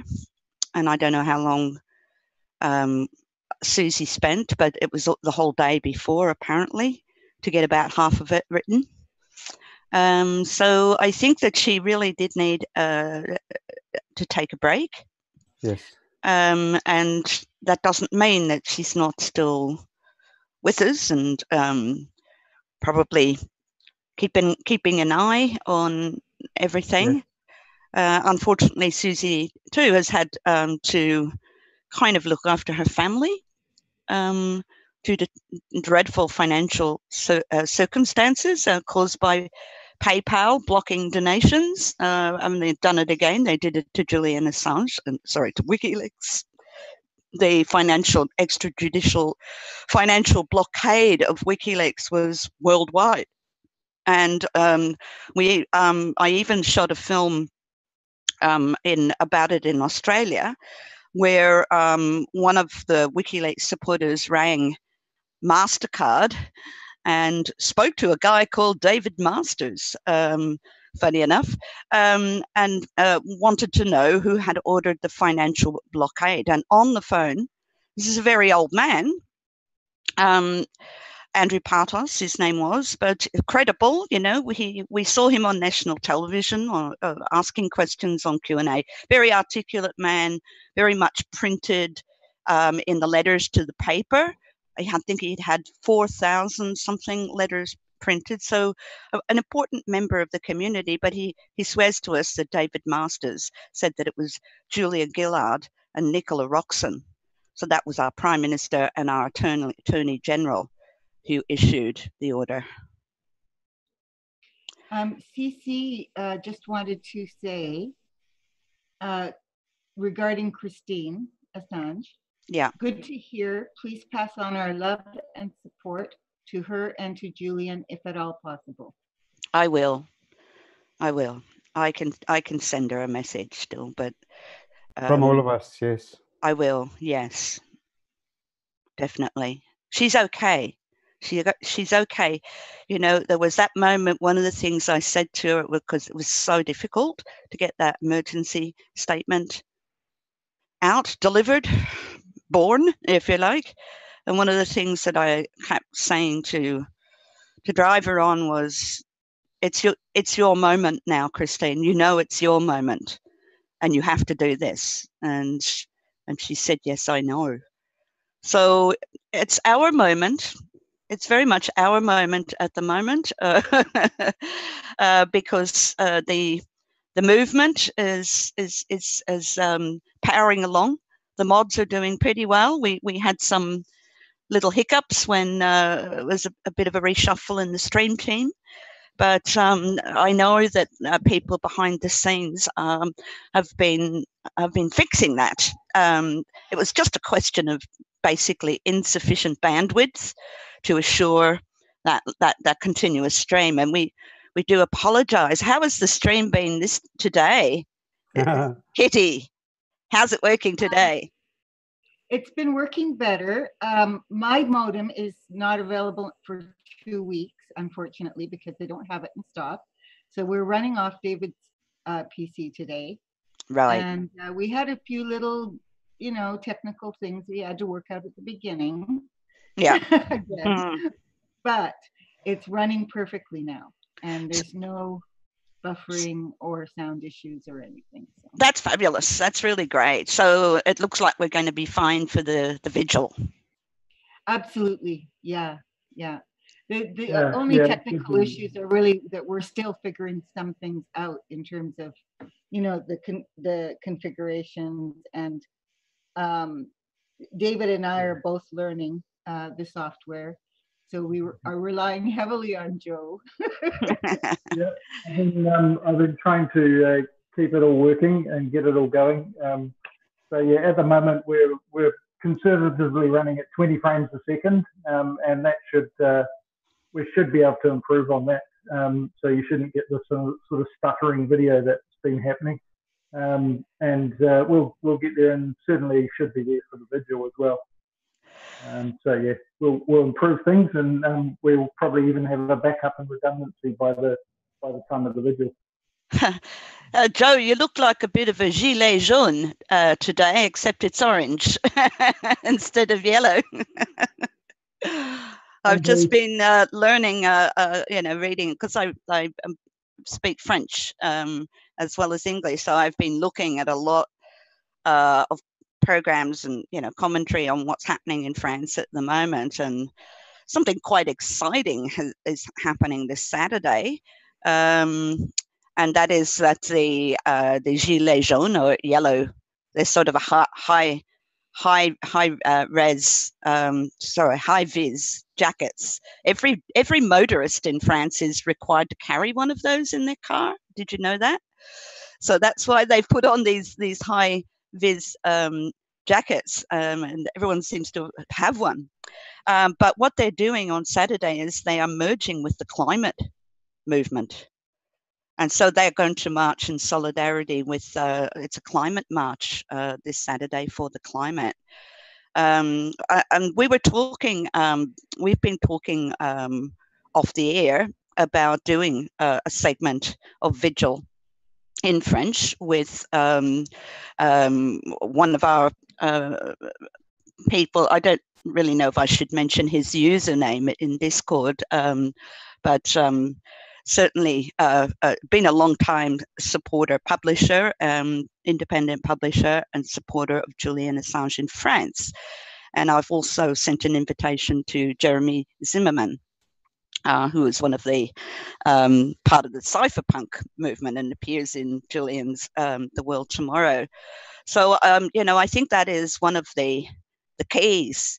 One of the, I'm going to say it exactly, what we do, right, is we've started a movement that is based on a single issue, right? Thus, its success right across the political spectrum. Well, they have done exactly the same thing. That's what the political analysis in France is saying, that it's that there are no affiliations in either movement for equality or the climate. No political parties involved at all. In fact, they drive them away, and it's very much European politics is very much dominated by the single issue movement, which is a proven success, as we can demonstrate as well. So there you go. Isn't that interesting? Yeah, that's great. So the gilets jaunes. Jaune means young. Oh, so I thought it was green. No, jaune is yellow. Yes. Yeah, there's the maillot jaune. Yeah.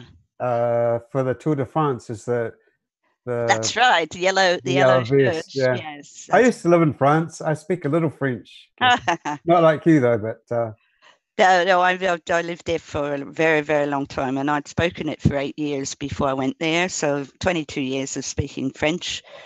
I just became totally bilingual after living there for about 10 years.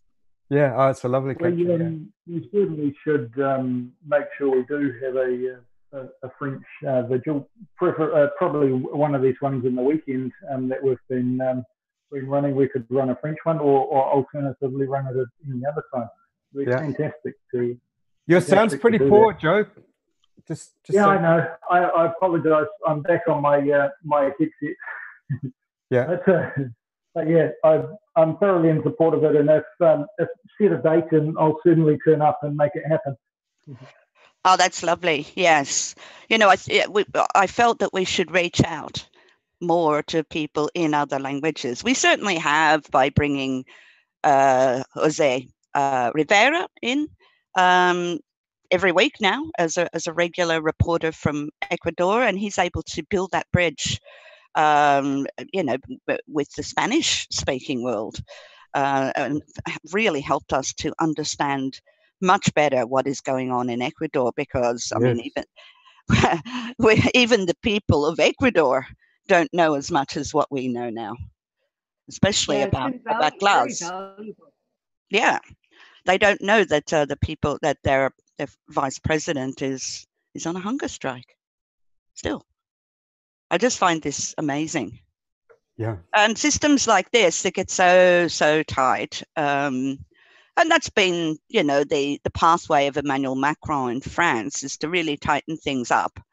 At one point it just has to give, and it gives, the more oppressive it is, the more explosive.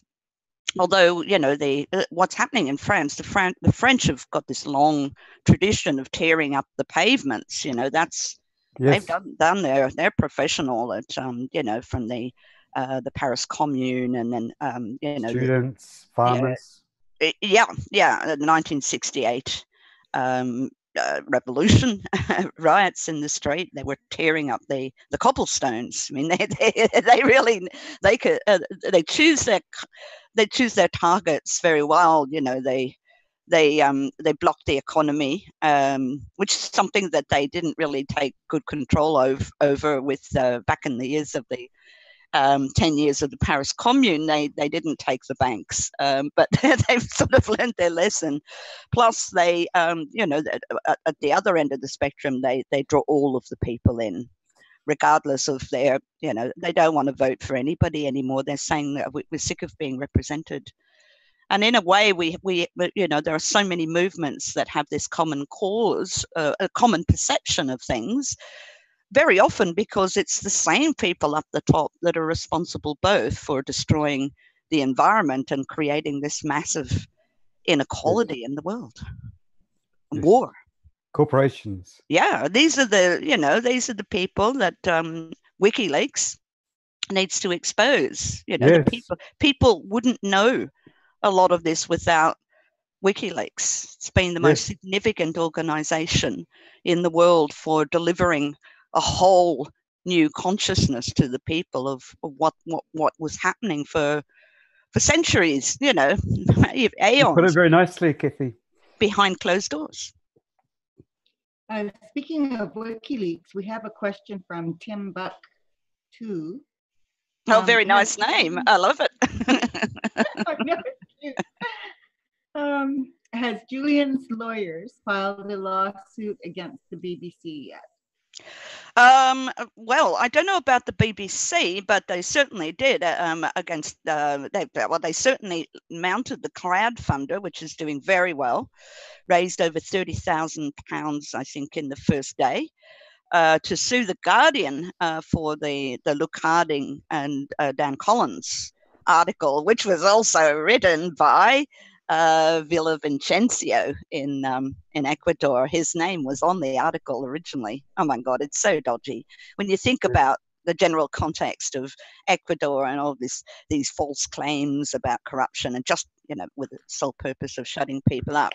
But, you know, certainly the BBC are the other enemy of WikiLeaks. I mean, it's been horrendous. The reporting from the BBC and slander that has come out of the BBC as well.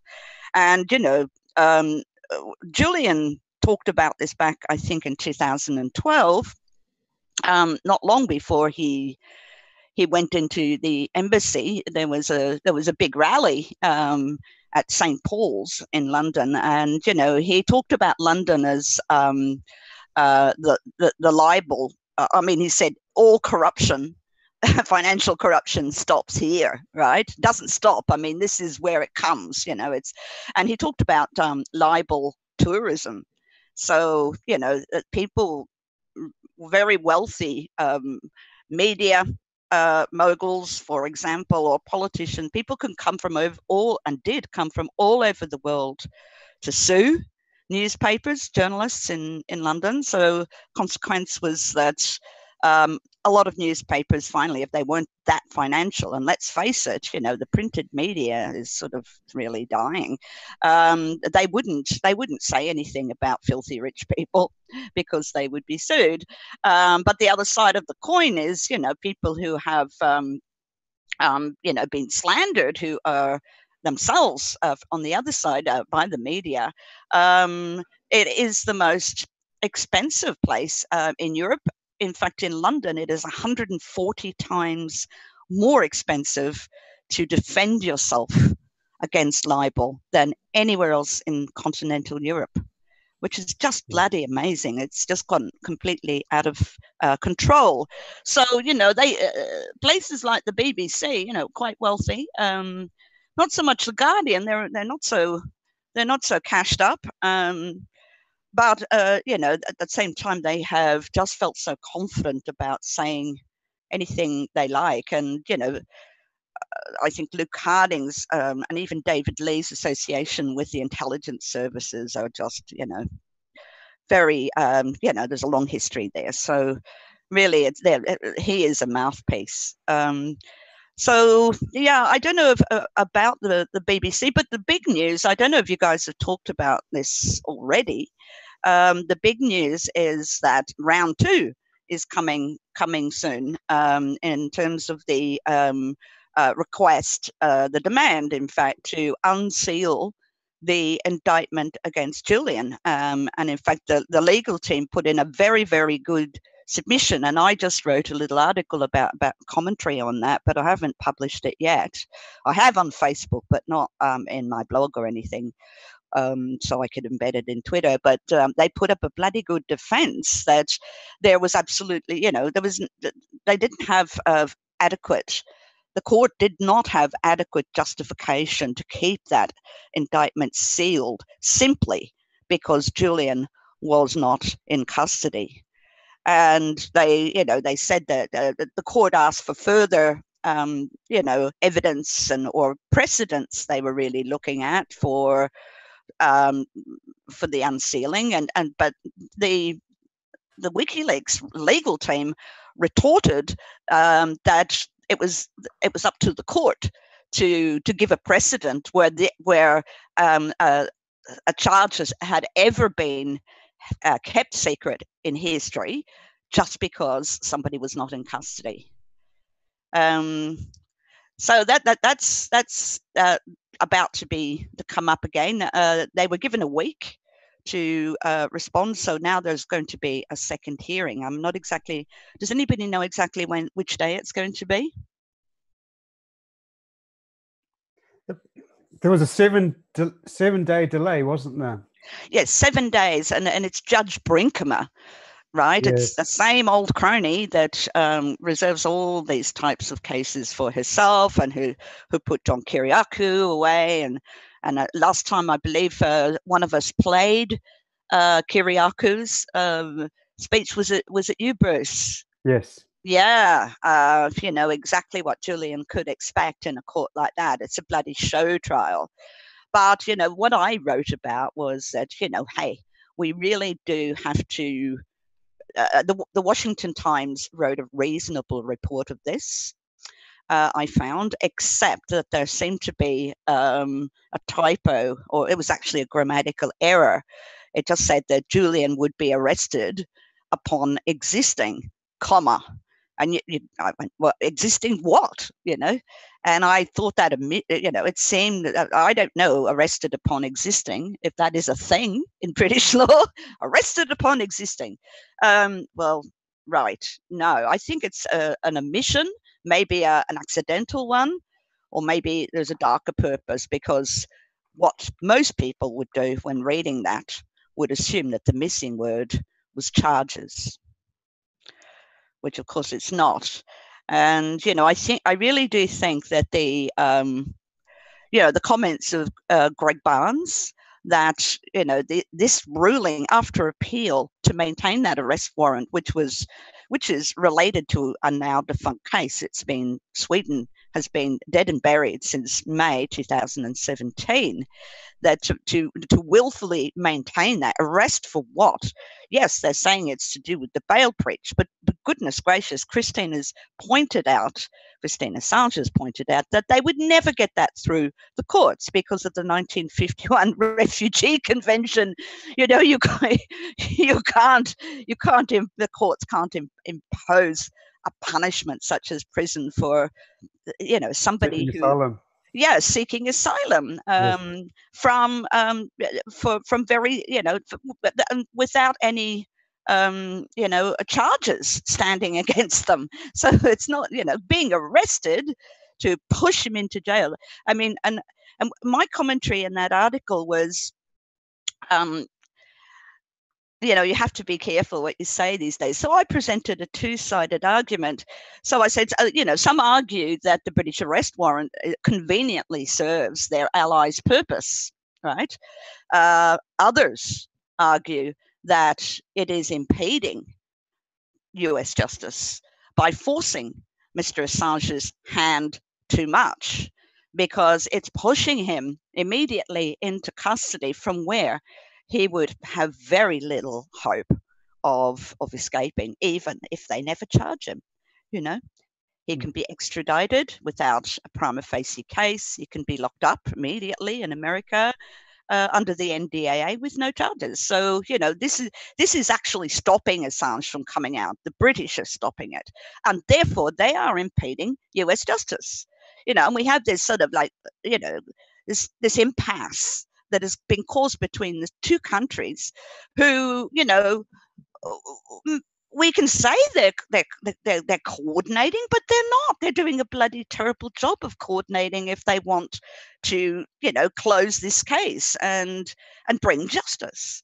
It's been, you know, we're looking at this charge being from the Manning era, so it's been 7 years, over 7 years that they really haven't advanced it at all. Because he's not in custody. And one has to then question the process, that trying to charge a foreign journalist who has published not in your own country, but in a third country, is forcibly going to cause delay.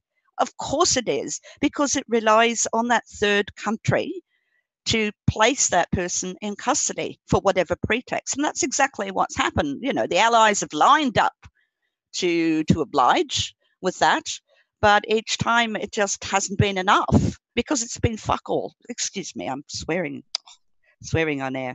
It's been really nothing to that. The Swedish case was insubstantial. Well, first it starts with the Australian Prime Minister, Julia Gillard, saying that she's a lawyer.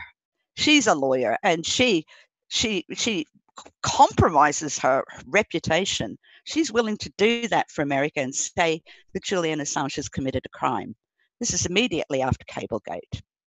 And 10 days later, the Australian Federal Police publicly announced that their Prime Minister was wrong, right? So you've got this kind of irregularity in the law all along the line, things that shouldn't happen. WikiLeaks always win their cases, but it's like it doesn't even matter if they win, because they still are so bloody minded about maintaining this impasse. And they don't even realize that if they actually heeded the Inter-American Court and, you know, did what they're supposed to do and sorted out, right, then, you know, then a man would not be getting tortured. Finally, when Ecuador came in, it turned into you know, as Chris Hedges said, a little shop of horrors. So there you go. That's my take on what's coming, and I feel fully confident now in the RCFP, Reporters Committee for Freedom of the Press, that they feel they are doing the right thing in pushing for the opening of this one, because this is the best one to open, because it is. They are saying that this tradition of charges only after in custody does not trump, I shouldn't use that word, does not override the people's constitutional right to know about court records and what is going on. It is actually, as far as the WikiLeaks lawyers are, as the RCFP lawyers are concerned, very much a First Amendment issue. And, you know, if it turns out it is, my God, you know, the UN said that Julian needs to be compensated. Can you imagine if that really happened, how big WikiLeaks would be then? If he were compensated by each country that has stuffed him around and tortured him and killed his bloody career. You know, isn't it ironic that this First Amendment case, even though it never proceeds, it still successfully extinguishes the voice of a journalist? Yes. Yeah, that was a bit of a rant, wasn't it? Yeah. Do you want to talk about something completely different, Kathy? Like videos? Yeah, sure. Yes. What? Yes. Go ahead. Well, I'm happy to. It'd be great to get an update on your video that you're doing. The documentary? Yes. We don't have a platform anymore. Everything was copied to a server, but it was the same person who was doing the streaming. Oh. I also tested the editing system, Frame.io, and I found, sadly, that the upload speeds were just to their server were incredibly slow. It was saying 3 hours. Yes, I saw that, yes. 3 hours for 135 megabytes. Hello, despite their claims in the clip. And then it was impossible to test the system editing from your own high bandwidth editing, so, you know, hard drives and server, I should say, unless you already joined up and paid a significant amount of money in advance. It was impossible to test it properly. You could only test editing from their servers to a maximum of 2 gigabytes of upload. And so I couldn't really proceed because, you know, that was clearly not viable. I saw in, you know, the first 5 minutes, and then I wrote to them, and they took about 2 weeks to get back to me. And they said that, no, I could only test it from our own servers if we signed up, and I think it was in advance. And then, you know, what if it doesn't work then? So it was, but then we lost the server as well. So I'm actually communicating with that person at the moment. I've been for the last couple of days. I'm not going to go into any details, but it's just a bit of a, you know, try to arrange something.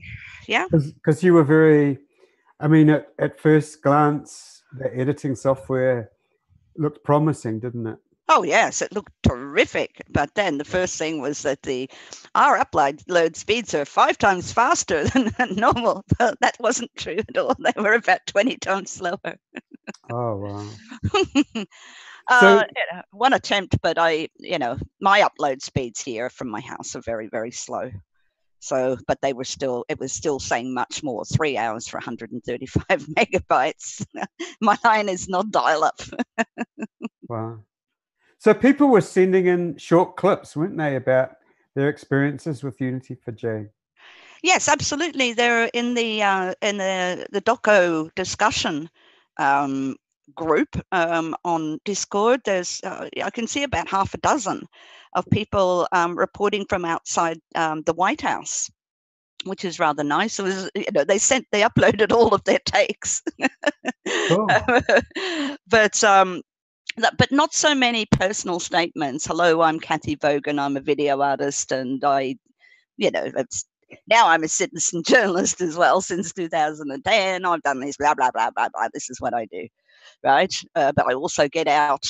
I also go to the Department of Foreign Affairs and Trade and occupy the joint until they give us an answer.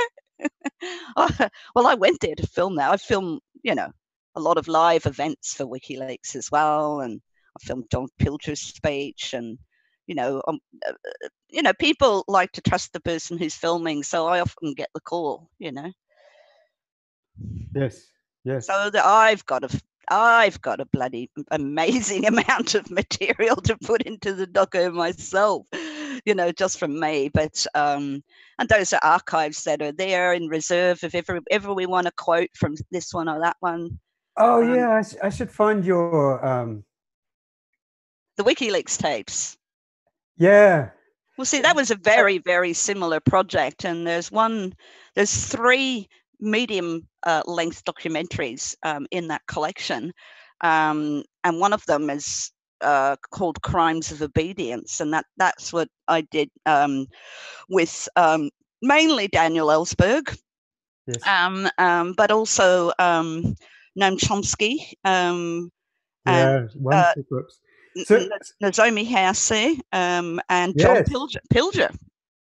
So that from one back in 2013, I hadn't realized that Nozomi was so prominent way back then. Oh yes. Nozomi was prominent with the writing about the Occupy and Anonymous movements, Although Kathy, instead of just talking about it, shall we find those? In fact, I'd like to do a tiny little demonstration, if I may. Play a little bit of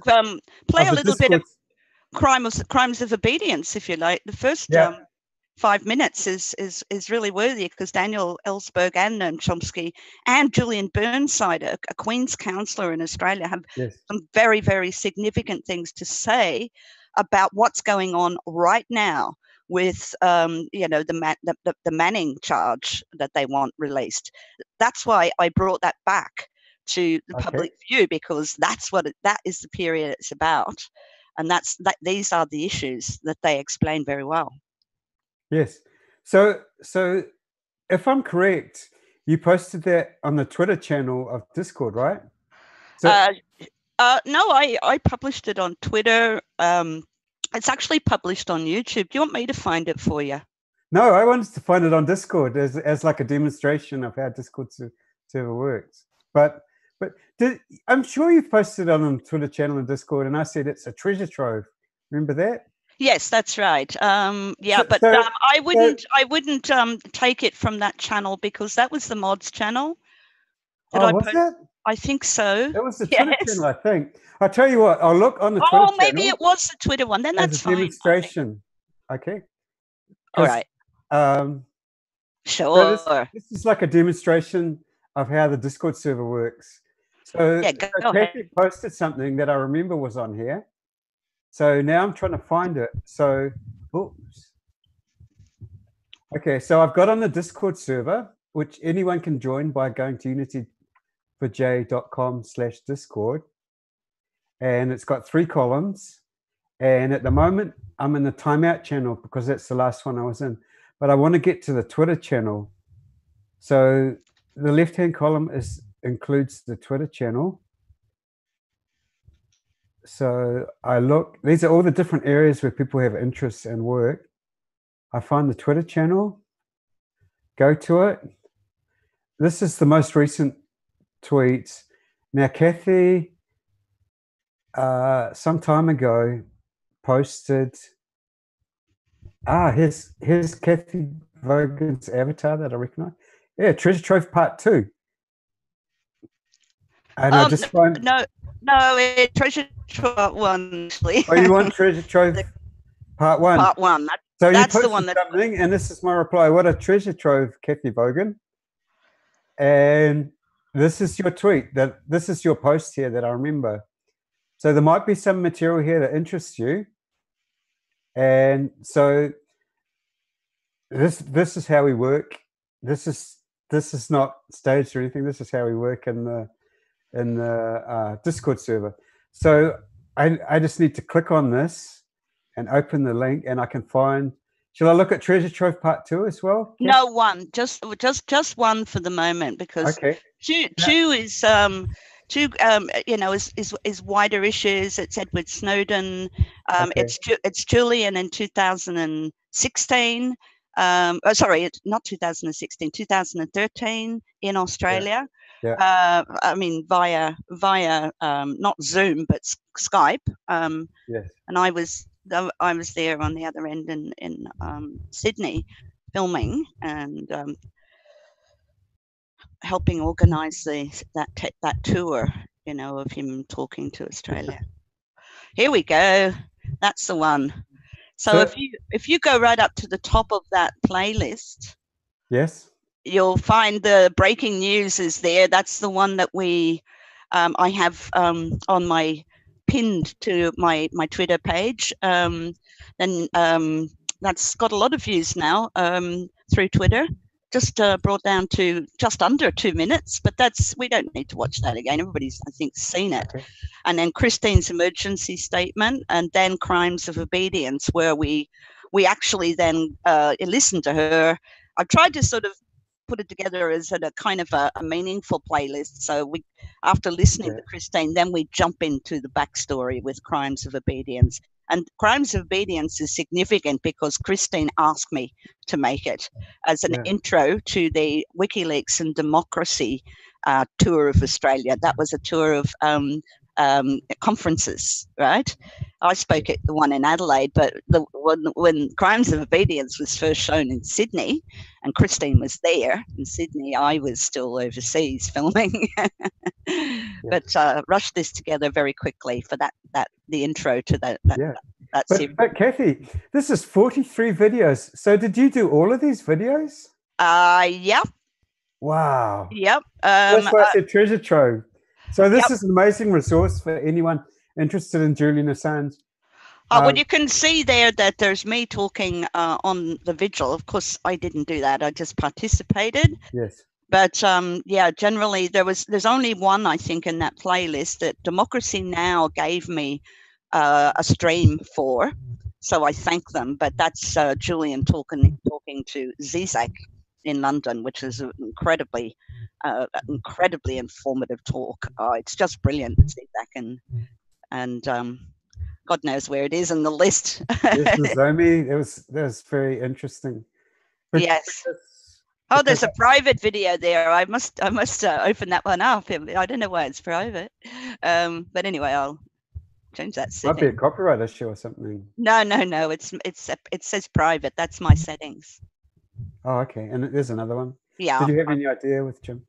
But did you want to play the third one? A bit of Crimes of Obedience. Yes, definitely. Okay. And make it full screen. So and shall I pass the link on to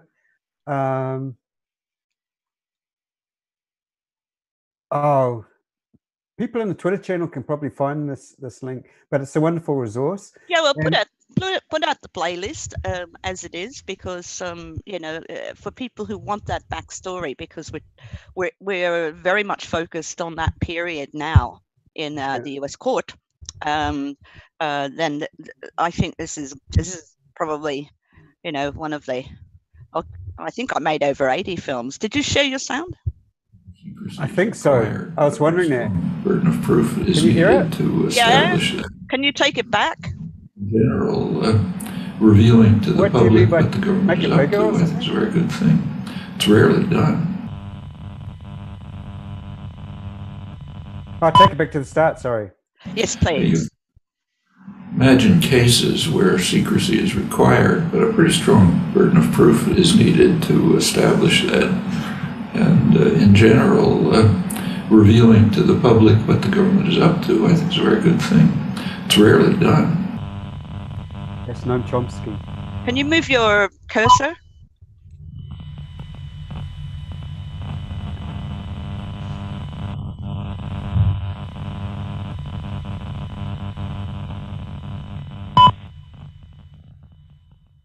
Someone uploaded a lot of material to WikiLeaks. Yes. The material that was uploaded had been improperly acquired from the US government. The most explosive of that material was footage which showed innocent civilians in Baghdad being slaughtered by an American helicopter gunship, and then a family who came to help them being slaughtered in their turn. The material became public because the site to which that stuff was uploaded was WikiLeaks. There is no offence involved in publishing that material on WikiLeaks, no matter that it was obtained improperly. There is no offence involved in publishing it in the New York Times, in the London Times, in the Sydney Morning Herald, or any other press outlet for the same reason. Even though the original source may have been illegal, republishing it is not illegal. That was established in the United States Supreme Court in the 1970s in the Daniel Ellsberg case concerning the Pentagon Papers.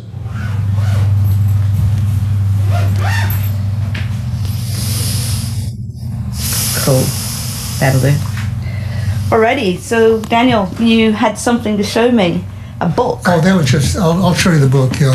Go down there. You call it the den down here? No, office. Just your office, yeah. Former. Oh, so many books in here too. Yeah, this is where everything. We've got a whole other room of books. Oh wow! Look at the titles: Cold War, bombing civilians. Hey Daniel, did you hear the really good news last night? No. You know that film Incident in New Baghdad? I don't. It's a film that is about Ethan McCord, and he was the soldier on the ground that rescued the two children. But there's a film about it? Yes, a short film, and it's won a whole lot of awards. It's been nominated for an Oscar. Oh, that's fabulous. Isn't that great? Yeah, I'd like to see that. Daniel Ellsberg. There may be complex reasons why governments lie, and senators vote for things they do not personally agree with. Even you and your boss, Robert McNamara, back in the 60s, would say yes, contrary to gut feeling, because his superior was going along with it. Stanley Milgram's 1961 experiments on obedience were devised to answer the question, was it that Eichmann and his accomplices in the Holocaust had mutual intent, in at least with regard to the goals of the Holocaust? Was there a mutual sense of morality among those involved? Milgram's testing suggested that it could have been that the millions of accomplices were merely following orders despite violating their deepest moral beliefs. The results of his experiments were quite literally shocking. Repeated many times in many situations over the years, they revealed that 61 to 66% of people would inflict severe physical harm on another if instructed to do so by someone in a position of authority. An interesting variable emerged, however. When the victim's physical immediacy was increased, the participants' compliance decreased. Whistleblowing obviously makes the victim's plight more real, and many report that their activism, largely in the form of citizen journalism, began after viewing the WikiLeaks film Collateral Murder. In your opinion, does the informational wealth and immediacy of the internet, live streaming in particular, take things that one vital step forward in terms of the viewer's potential for empathy? Evil, my God, genocide, Bush, Constitution, democracy. Some of these things are almost antiquated, aren't they? Constitution. Constitution, yeah. Yeah, I know. Constitution. Oh, massacre. Goodness gracious. Obedience. This might be the section we're looking for. This is the book I was mentioning to you, but this is very relevant to the Milgram stuff you were talking about, Crimes of Obedience. Yeah. By Kelman and Hill. You don't know that? And here's the Milgram. These are just a few notes on obedience. My God. What is this? This is a talk I gave like this. Oh, this is a very long interview on the Milgram stuff that I did. I have whole boxes of notes on the obedience experiments because they were so important to me. Yeah. Do you think they're unethical? Oh, no. The experiment requires that we continue. Go on, please. Don't the man's health mean anything? Whether the learner likes it or not, we must... But he might be dead in there. I mean, some people can't take the shock, sir. Please continue. I don't intend to be rude, but I mean, I think you should look in on him. All you gotta do is look at the door. If I don't get no answer, no noise, something I think has happened to the gentleman in there, sir. We must continue. Go on, please. You're gonna keep giving, what, 450 volts every shot now? That's correct. Continue. The next word is white. Come on, fire. White. 450 volts. It's you. The Milgram experiments I became aware of as an explanation of something that had puzzled me very greatly from 1968 on. My friend Mort Halpern, he remarked to me that essentially the people who believed in what we were actually doing in the way of bombing Vietnam and the 500,000 troops we had there, he said the people who believe in that are Johnson, Walt Rostow, Dean Rusk, and Westmoreland in the military. And he said, that's all. So I said, so we sat there, we each had very wide networks, trying to think of perhaps someone else that might fall into that, other than those four, and presumably there were some others that we didn't know. But we couldn't think of anyone else. And yet, 1968 was the heaviest bombing of the war. At that point, we had dropped 3.2 million tons of bombs on Indochina, compared to 2 million in all of World War II. There were 4.5 million tons to go. 2 more World War IIs after the Tet Offensive, which convinced Walter Cronkite and nearly everybody else. The war was stalemated, hopeless, and should be ended. And this was done by people, virtually all of whom knew that it was achieving no benefits whatever. So I had this great question in my mind, how could this be? I was doing what I could to get us out of there at that point. How could it be that people were dropping bombs and ordering the bombs, knowing that they were achieving nothing by doing so? As they did, nothing. They'd know, except, of course, kill a lot of people. Well, Milgram seemed to me to give a very strong answer to that. Basically, the Milgram experiment is, we can now see, from the perspective of a country that has engaged in explicit torture on a vast scale, we can see that it was an experiment in the motivation of torturers. That is, what does it take to get an ordinary person, or more or less chosen at random, to be a torturer? Because what is being done in the Milgram experiment is torture, although it's presented in a different frame. I've never seen in all the literature on this anyone draw attention to the fact that of all the thousands of subjects, and I would say now you have tens of thousands of people who've done this all over the world with pretty much the same results in culture after culture, not one is ever reported to have taken active steps to stop the experiment. And most, they stop their own participation. And remember, that is not put to them initially as an option. They have to go outside the terms to which they've agreed, which is to continue going on up to 450. They have to invent the idea of stopping, which a lot of them do eventually. No one seems to have invented the idea of saying, this can't go on. I'm going to report you. Who is your boss? So Kathy, we ran. I mean, I think everybody's going to watch to the finish of that. That is just incredible. And Daniel Ellsberg is, you know, one of the most incredible heroes ever, isn't he? I mean, what we're coming to is Daniel realizing that your sound is poor, Kathy. Do you need to? Okay, sorry about that. Yes. So, of course, what we have then is Daniel realizing that it's got to be him, right? Yes. Right. And that's a wonderful film, Kathy. Really, congratulations for doing that. Yeah, thank you. But it's not just Daniel, you know. And then we jump to Nozomi with that famous quotation, you know, first they came for, etc. Yes. And that comes from her episode of the WikiLeaks tapes, that is in conjunction with the kind authorization of the music of Juice Media, who have been doing yes. fantastic clips. So they became friends first, and you know, I became friends with her as well, and then we all became friends with each other, and they said, sure, use anything you like. But she says that, and then we go to John Pilger, who, you know, says, and now Julian Assange and WikiLeaks. And, you know, there's just these really moving images from Sydney, Australia, you know, where there's 2,000 people gathered in the town hall in support yes. of Julian. They're out on the streets. There was massive demonstrations here in support of Julian yes.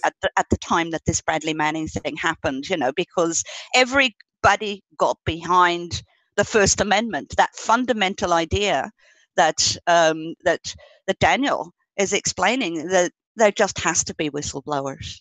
There just has to be. And the horror of Vietnam, the meaninglessness of it that went on, the pointlessness of it for 7 more years after they realized, you know, and there was only a few people up the top who, you know, calling all the shots. I mean, we had to break this system. And, you know, the greatest, you know, there's the greatest whistleblower, I suppose, since Ellsberg was Chelsea Manning. And then Edward Snowden. And, you know, the great thing that came along was the platform that would actually publish what they were revealing to the world. The yes. common interest, public interest, of vital importance to whole populations, which was, you know, it was a shield against so many, you know, almost a century of information operations. People, you know, companies like SCL, Cambridge Analytica, very much alive today around the world, and WikiLeaks is the shield. Yes.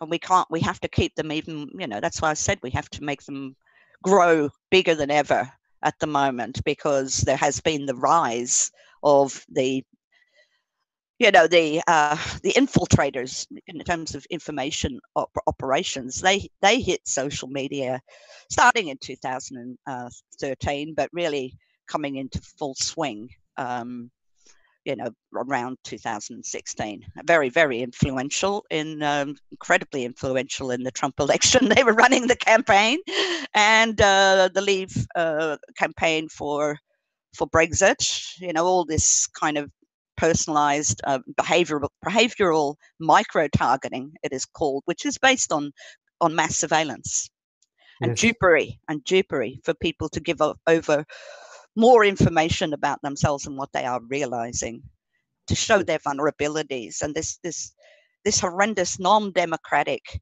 process of targeting the most vulnerable and gullible people in the electorate to get their vote.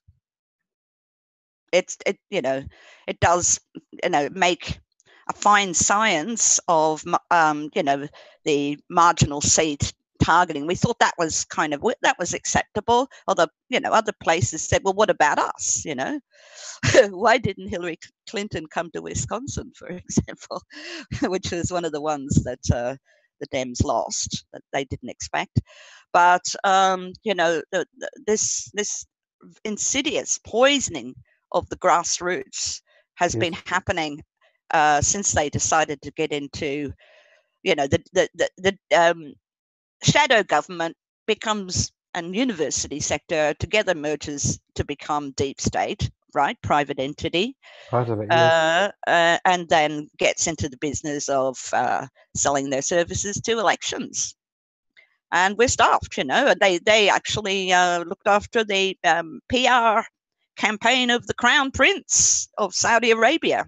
Yes. Oh, he's a reformer. That was their campaign. And they were working in Brazil and China as well.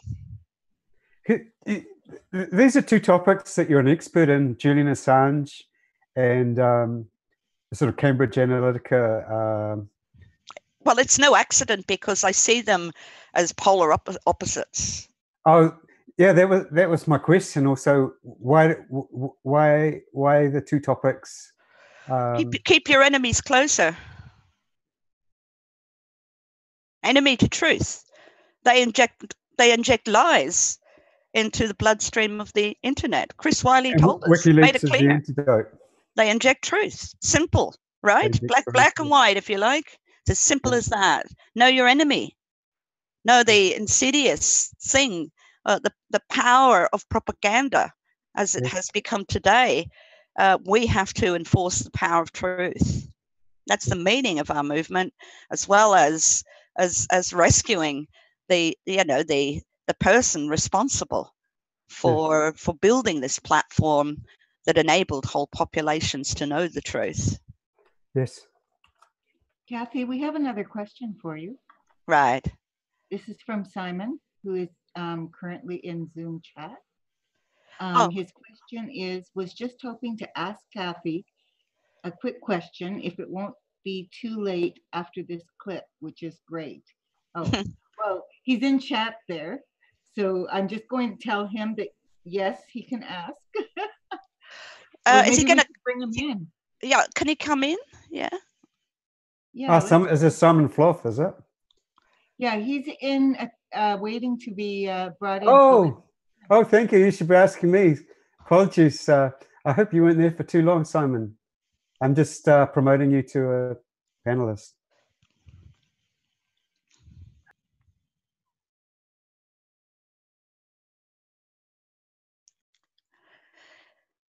Hey, Simon. Simon, I just saw you now. So we're actually over time officially, but we also started at least 40 minutes, maybe 50 minutes late, Kitty. I don't know. So I'm not sure how to call it. We'll probably go somewhere in the middle, maybe finish in about 20 minutes, do you think? Or we'll see how it goes anyway. What the hell? What the hell? You're muted, Simon, at the moment. All right.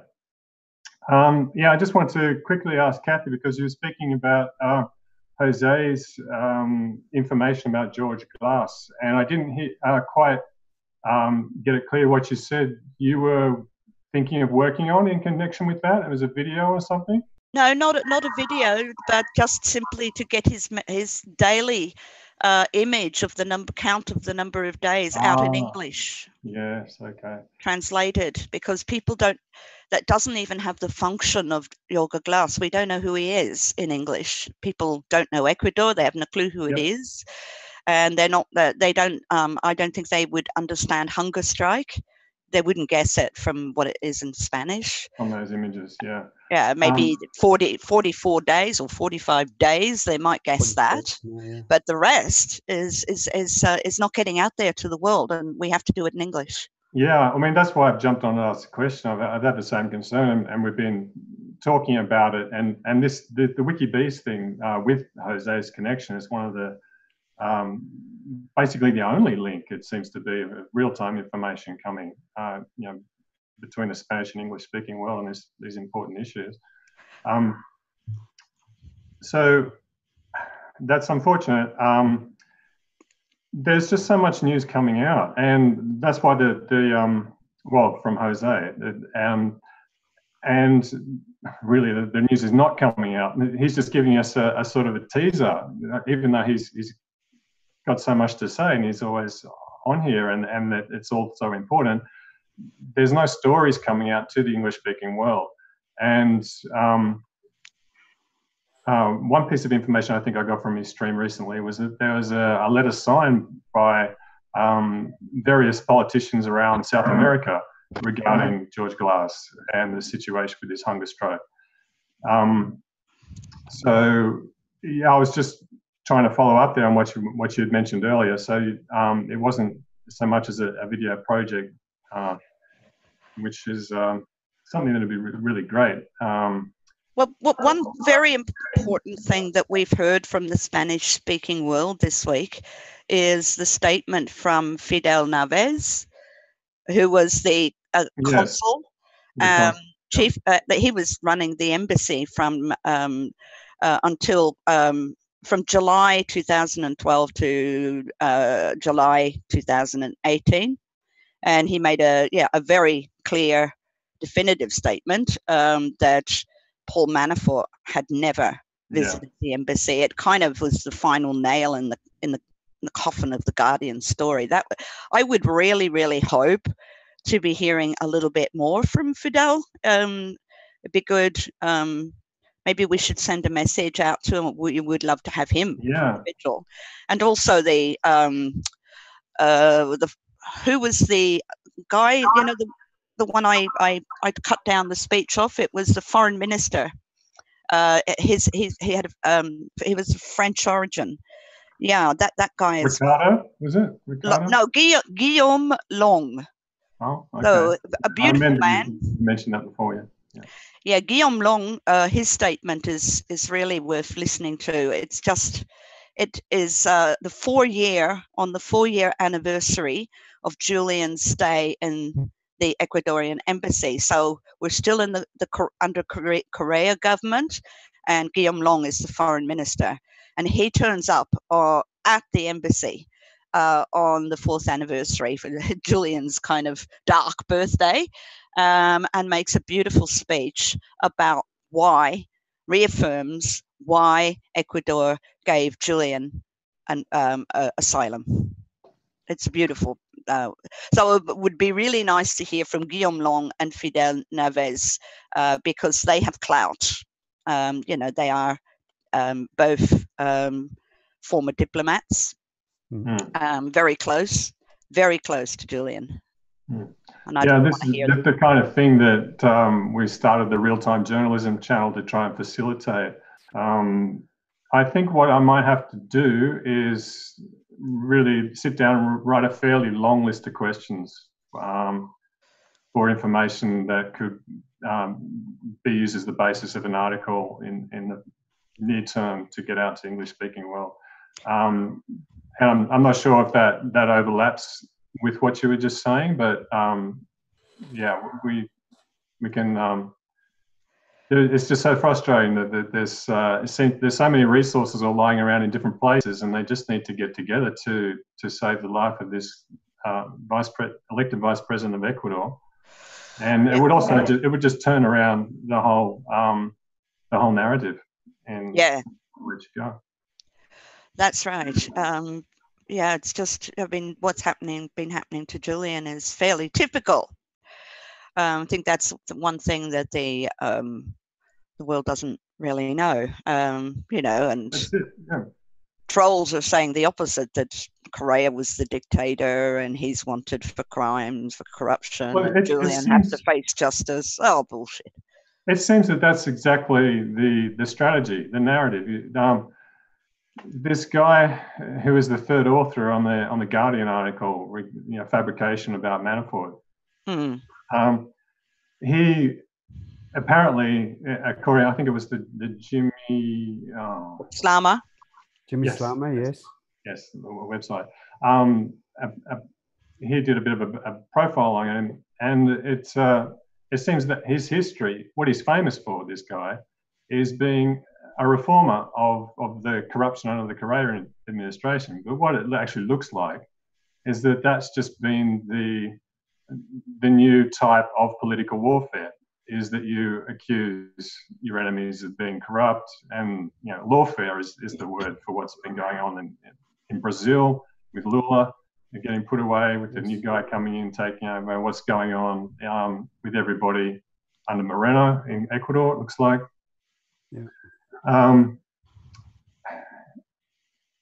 Yeah. So it just looks like an extension of the same kind of thing, and this is the kind of, they're getting away with it. It's a serial fabricator. I mean, once somebody has done that, you know, faked a document, how on earth do they get away with being a credible operative in the political sphere and with being an advisor on Guardian articles and stuff like that? It's just so, it's almost comically facile. So I think that's something that, you know, this seems to be the first pushback against any of that kind of thing. It's an industry, and it's controlling our world, and it's so thin and fragile, it seems to me, in terms of what could be done to penetrate it. But I just wanted to comment that Fernando Villavicencio was not credible, and that's why the Guardian actually removed his name from the authorship. It was published originally with his name on it, Harding, Collins, and Villavicencio. They took him off. They knew it wasn't any good. The readers need to know. That's what we have to do. Well, that's the thing. I mean, we are so numerous, our digital army, that and so WikiLeaks legal team really are on the ball. So that's why we catch these things before they're modified. I mean, the Guardian, that slander article, that they rewrote quite a lot of it because they were panicking. You say, you know, it is fragile underneath the surface. They are, you know, I mean, but maybe count on the fact that it is so expensive. Libel, defending oneself against libel is so expensive. That really bolsters this kind of behavior as well. But the Guardian aren't so cashed up, and so they were. You could tell they were shitting themselves by taking that kind of credibility risk after your article's been attacked. You're modifying the evidence. But we've got screen grabs of all the original versions. That's it. I mean, you know, in a war between truth and falsehood, truth's always got the advantage. You know, all other things being equal. It's just that other things aren't equal. There's so much power, there's so much money that we're up against. And another factor which helps them get away with things is that most people don't follow up the stories.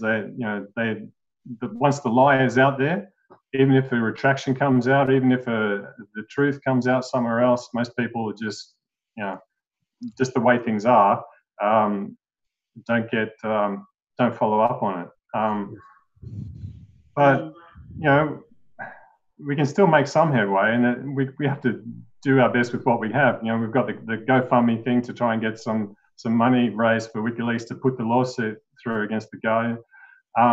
And you know, we're doing our best here, but there's just so much more that we could be doing, and it's hard to make a start that's powerful on that, or take the next step, I suppose. And that's what the real-time journalism channel is trying to do. And yeah, like I said, I'll get on and try and put some questions together to get an article out in the near term about glass. Were you going to actually write the article as well? Do you want to debate, and then you know, and we help you collect the evidence, and then you sign it? Do you have somewhere where it could be that would publish it? Could do it that way. I've got an article coming out, I think, in the next couple of hours. It should be going up on Anti-War, just regarding Assange, and they've published something of mine before. I suppose so. There's also Disobedient Media, I imagine, is very receptive to this kind of thing, and probably Consortium News as well. Oh, absolutely. Yeah, that would be a good outlet. And you know, Caitlin Johnson has been doing terrific work. Yeah, I mean, she'd be fantastic for something like this. I struggle with writing on a journalistic sort of level. I'm more of an academic and sort of, you know, a bit convoluted. But I will, you know, I would make this a priority at the moment, even though I've got another thing on as a bit of a priority. But well, look, it's really, you know. But if someone else wants to take it up, this is an appeal. You know, if Caitlin wants to do it, if Elizabeth wants to do it from Disobedient Media, if anybody wants to do it. What we can do is get the information all together. So, you know, in terms of reach, Caitlin is and Elizabeth have a very wide reach at the moment. WikiLeaks have been retweeting Caitlin's work, which has just been brilliant of late. So, you know, that's our primary concern. What's the biggest platform that we can get this on, rather than who signs it? Yeah. Okay, so I'll put some thought into some questions for the basic material to get on paper from Jose. Yeah. And maybe we can take it from there. Yeah, absolutely. I'm happy to work on that with you. And your suggestions about those the two people you mentioned earlier, the speech, and Fidel, and I forgot the name of the other guy. Guillaume Long. That's why it's a bit French for me. Guillaume Long. Okay. Yeah. Yeah. If you mention that on the channel there as well, it'd be good. Yeah, I'd like to get either of those or both on the vigil. Yeah. That would be great. But yeah, I think it's. I got the invitation. Are you going to be on the vigil this weekend? Yeah, I intended to reply to that. Get the link. Yeah. Yeah, I think it's going to be a good lineup, and plus it's all in together, boys and girls. I might just be a spectator if we got some more impactful people on. That's fine. Oh, absolutely. Yeah, you know, I'll just sit there and spoke when I'm spoken to. Yeah, it's really, you know, as you saw just before, it is just really amazing to listen to Daniel Ellsberg. That was fantastic. It was a really great clip that you had there. Thank you. Yeah, thank you. Is there a link to that somewhere? Yeah, I can. You go to tweet it, right? Yeah, you got to tweet that. That'd be great. I have tweeted it, but I can tweet it again. Or from Unity, from Jay. I think everybody would. Yeah. Let's tweet that one out. Maybe just. I'll do it right now, actually. And actually, you know what I've been doing, Bruce? I've actually been going to the playlist and then clicking on that film and then sharing that link, because what happens is that after it's finished, then it continues with the rest of the playlist. Oh, yes. Excellent. Yes. So straight after, you know, after Pilger's amazing lyrical moment. Then we go straight to town hall in Sydney with him on the barricades. It's so good.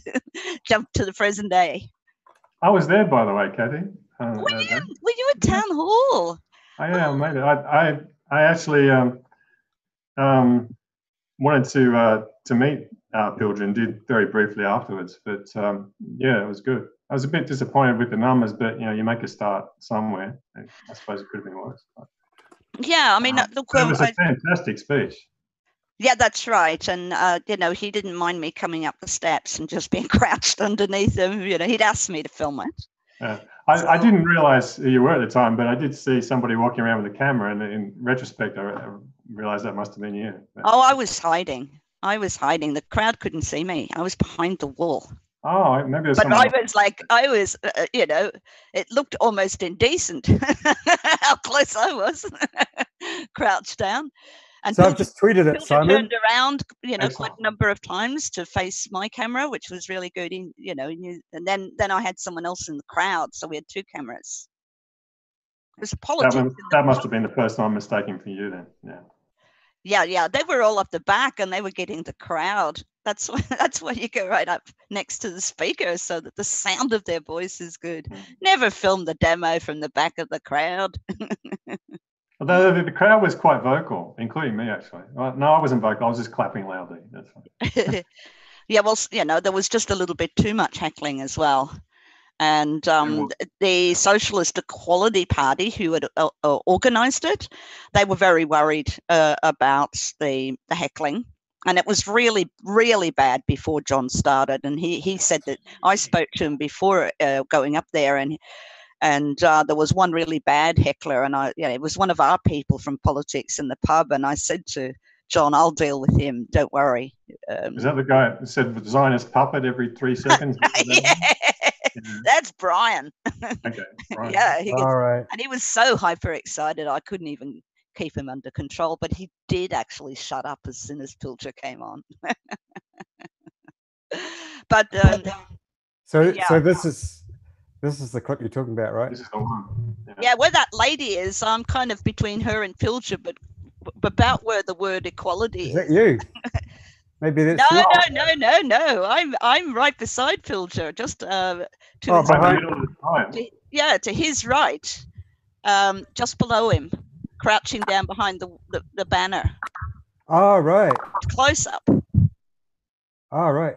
Are you? Can you be seen in any of this? No. Of course I can't. I wasn't going to ruin the film with me. It's not about me. I even crouched going up the steps, because I just didn't want other people to start coming up there and crowding him, Yes. But also not to draw attention. But John knew he knew I was going to come up. Yeah. So this is I think the 4th movie from your fantastic playlist, and I've just tweeted it out. One of the live tweeters can do a much nicer job if they want, but anyone can find the link on the tweet. Even you, Simon, actually, you can still read my tweets. You just can't tweet if you're not on Twitter. So it does have its occasion. When you say your tweets, you mean Unity for J or Bruce King? Either one. Okay. Oh, yeah, you're right. It was under Unity for J account that I tweeted it. So it's a Unity for J tweet. Yes. But the fact that you brought up the movie with Daniel Ellsberg, who's an absolute hero, Kathy. Just today I was talking with one of the people in Unity for J. I'll screen share it also. It's I hope she doesn't mind. I hope she's not embarrassed. But Helena Jenny is one of the people in Unity for J and one of the graphic artists. And look what she's been doing. She's been doing a whole lot of little short movies, 2 minutes 20, so that they go on Twitter directly about Daniel Ellsberg. A whole lot of them. And you can see they've been retweeted to Unity for J. Fantastic. And they're wonderful. And this in general was what I've been, well, I suppose lots of us, but me personally, I think it's strongly feel that this is a wonderful way to raise the issues of Julian Assange and whistleblowers, and in a very positive way. You know, you can only, obviously we can fight the smears and things and the stories in the Guardian and all that, but here it's just direct and pure, positive story of what these heroes have done. Frankly, heroes have done for whistleblowers and their importance. And so this clip, Helena Jenny has combined clips from different movies. This part is actually from our vigil, Unity for J vigil, where Susie Dawson interviewed Daniel Ellsberg. A great privilege to interview the great man, and like you did, Kathy. And yeah, I was going to say, besides Crimes of Obedience, there's another couple of films that I did with Daniel. One in particular. So this is back in 2012. So one in particular is called The Importance of Whistleblowing. Excellent. Yeah. You see, your movies as well. I mean, we should just get them out there, Unity for J, and anyone. I would just commend it to people to tweet out Kathy's movies. And these tweets, I really like this format where it's simply a tweet. And you go to the tweet and you can click on the movie. I can't regret having done what and it's so immediate. I knew at the time to be what I ought to do, my duty as a citizen. I have no way that I can regret that. You said you were willing to accept any responsibility or anything that came for your part in the Pentagon Papers. The latest indictment says a 115-year prison term and a $120,000 fine for maximum. Are your thoughts still the same, that you're willing to accept any consequences? I have two thoughts about that. I go back to my earlier answer. How can you measure the jeopardy that I'm in? Whether it's 10 years, 20 years, 115 years, or other ludicrous amounts like that, to the penalty that has been paid already by 50,000 American families here and hundreds of thousands of Vietnamese families. It would be absolutely presumptuous of me to pity myself in that context, and I certainly don't, and I'd be ashamed of myself. So how's that? That was absolutely great, and that's from her wonderful collection in that Moments link that she put out, the deep state in power since the 60s, something like that. I would really advise people to look at that. And I've actually looked at the collection, but she said that she is adding to it every day. And in a way, this is our documentary, because this is assembling in real time all of the most appropriate stuff. And at the moment, I think what we should be pushing out there is defending the First Amendment. That is the real, anything to do with the First Amendment right now, because this thing that's hotting up in the US courts is, I mean, the legal team seem pretty certain, and I am too, that it's a First Amendment issue, and that's where we win. Yes. It's interesting. Some people, the anti-war side of it resonates. I'd say probably us. Other people, the legal side of it resonates. So you say Julian Assange is fighting for the First Amendment, and like these three-letter agency former heads who are trying to get him are attacking the First Amendment. Yes, that's what's happening.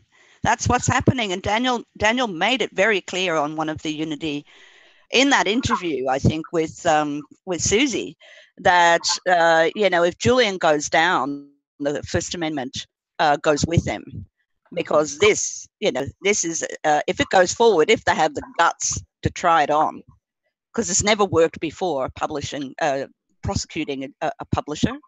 Yes. But if they do, the Trump administration are foolish enough to take it on. they will not win. That people value their First Amendment even more than their Second Amendment. And this is what stops wars, as Julian pointed out. Yes. I'm going to do another little plug for a First Amendment, something that people here can easily do to push that issue of First Amendment. And I'll just share it now. And what it is a graphics artist called Somerset Bean, who works closely with WikiLeaks. And this is his Twitter account. You go to his home graphics page, which is somersetbean.com, and he's got lots of posters on Julian Assange, but I'll take you to one that's on the First Amendment, if I can find it. Yeah, well, Somerset Bean has been around since the beginning as well. Since 2011, we've been working together before, and he's another one who would have an amazing archive. Yes. Okay, here it is. Download free Assange resources here. You have to click on this. This is how to get to it, and this is all of the free Assange resources, and it's at the bottom. So you just scroll down to the bottom, and what it is, it's a bumper sticker. Do you know it, Kathy, the bumper sticker? I think I do, yeah. I was just going to say as well, if people didn't know, that the Bean is an Aussie. Really? I didn't know that. Yeah. Oh, he's an Aussie, all right. So here it is, right at the bottom. So there you are, Kathy. Anyone can put that on their bumper. Let's get that one out. That one is the one that needs to be really especially pumped out in the United States, because it says it all. Yes. That's the one.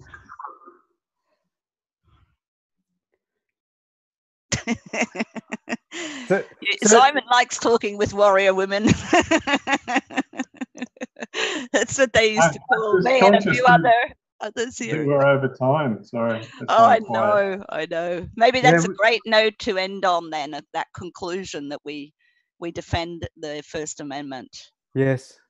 And also take a note, there are lots of things that we can do, like just do that bumper sticker to spread the word, which is what we need to do. Yeah, brilliant. I mean, it wouldn't be that expensive to, send it off online to your local printing shop and, just look it up and see if they do bumper stickers and give them away to your friends. They don't charge you very much these days. For something like that, it might, That image could be used for a lot of things, actually. You could, make a smaller version of that for bookmarks, Yes. and do what Paula was doing, which is go to her public library on Saturday and stick them in books, Brilliant. That's the one. Yeah. Operation. But it can be used for all kinds of things. You can stick it on your window, Yes. Yeah, it's a brilliant Defend the first. aspect. Okay, folks. Well, it's been a pleasure talking to you again. Yes. Well, yes. I have to really go to leave because I'm going to fall over.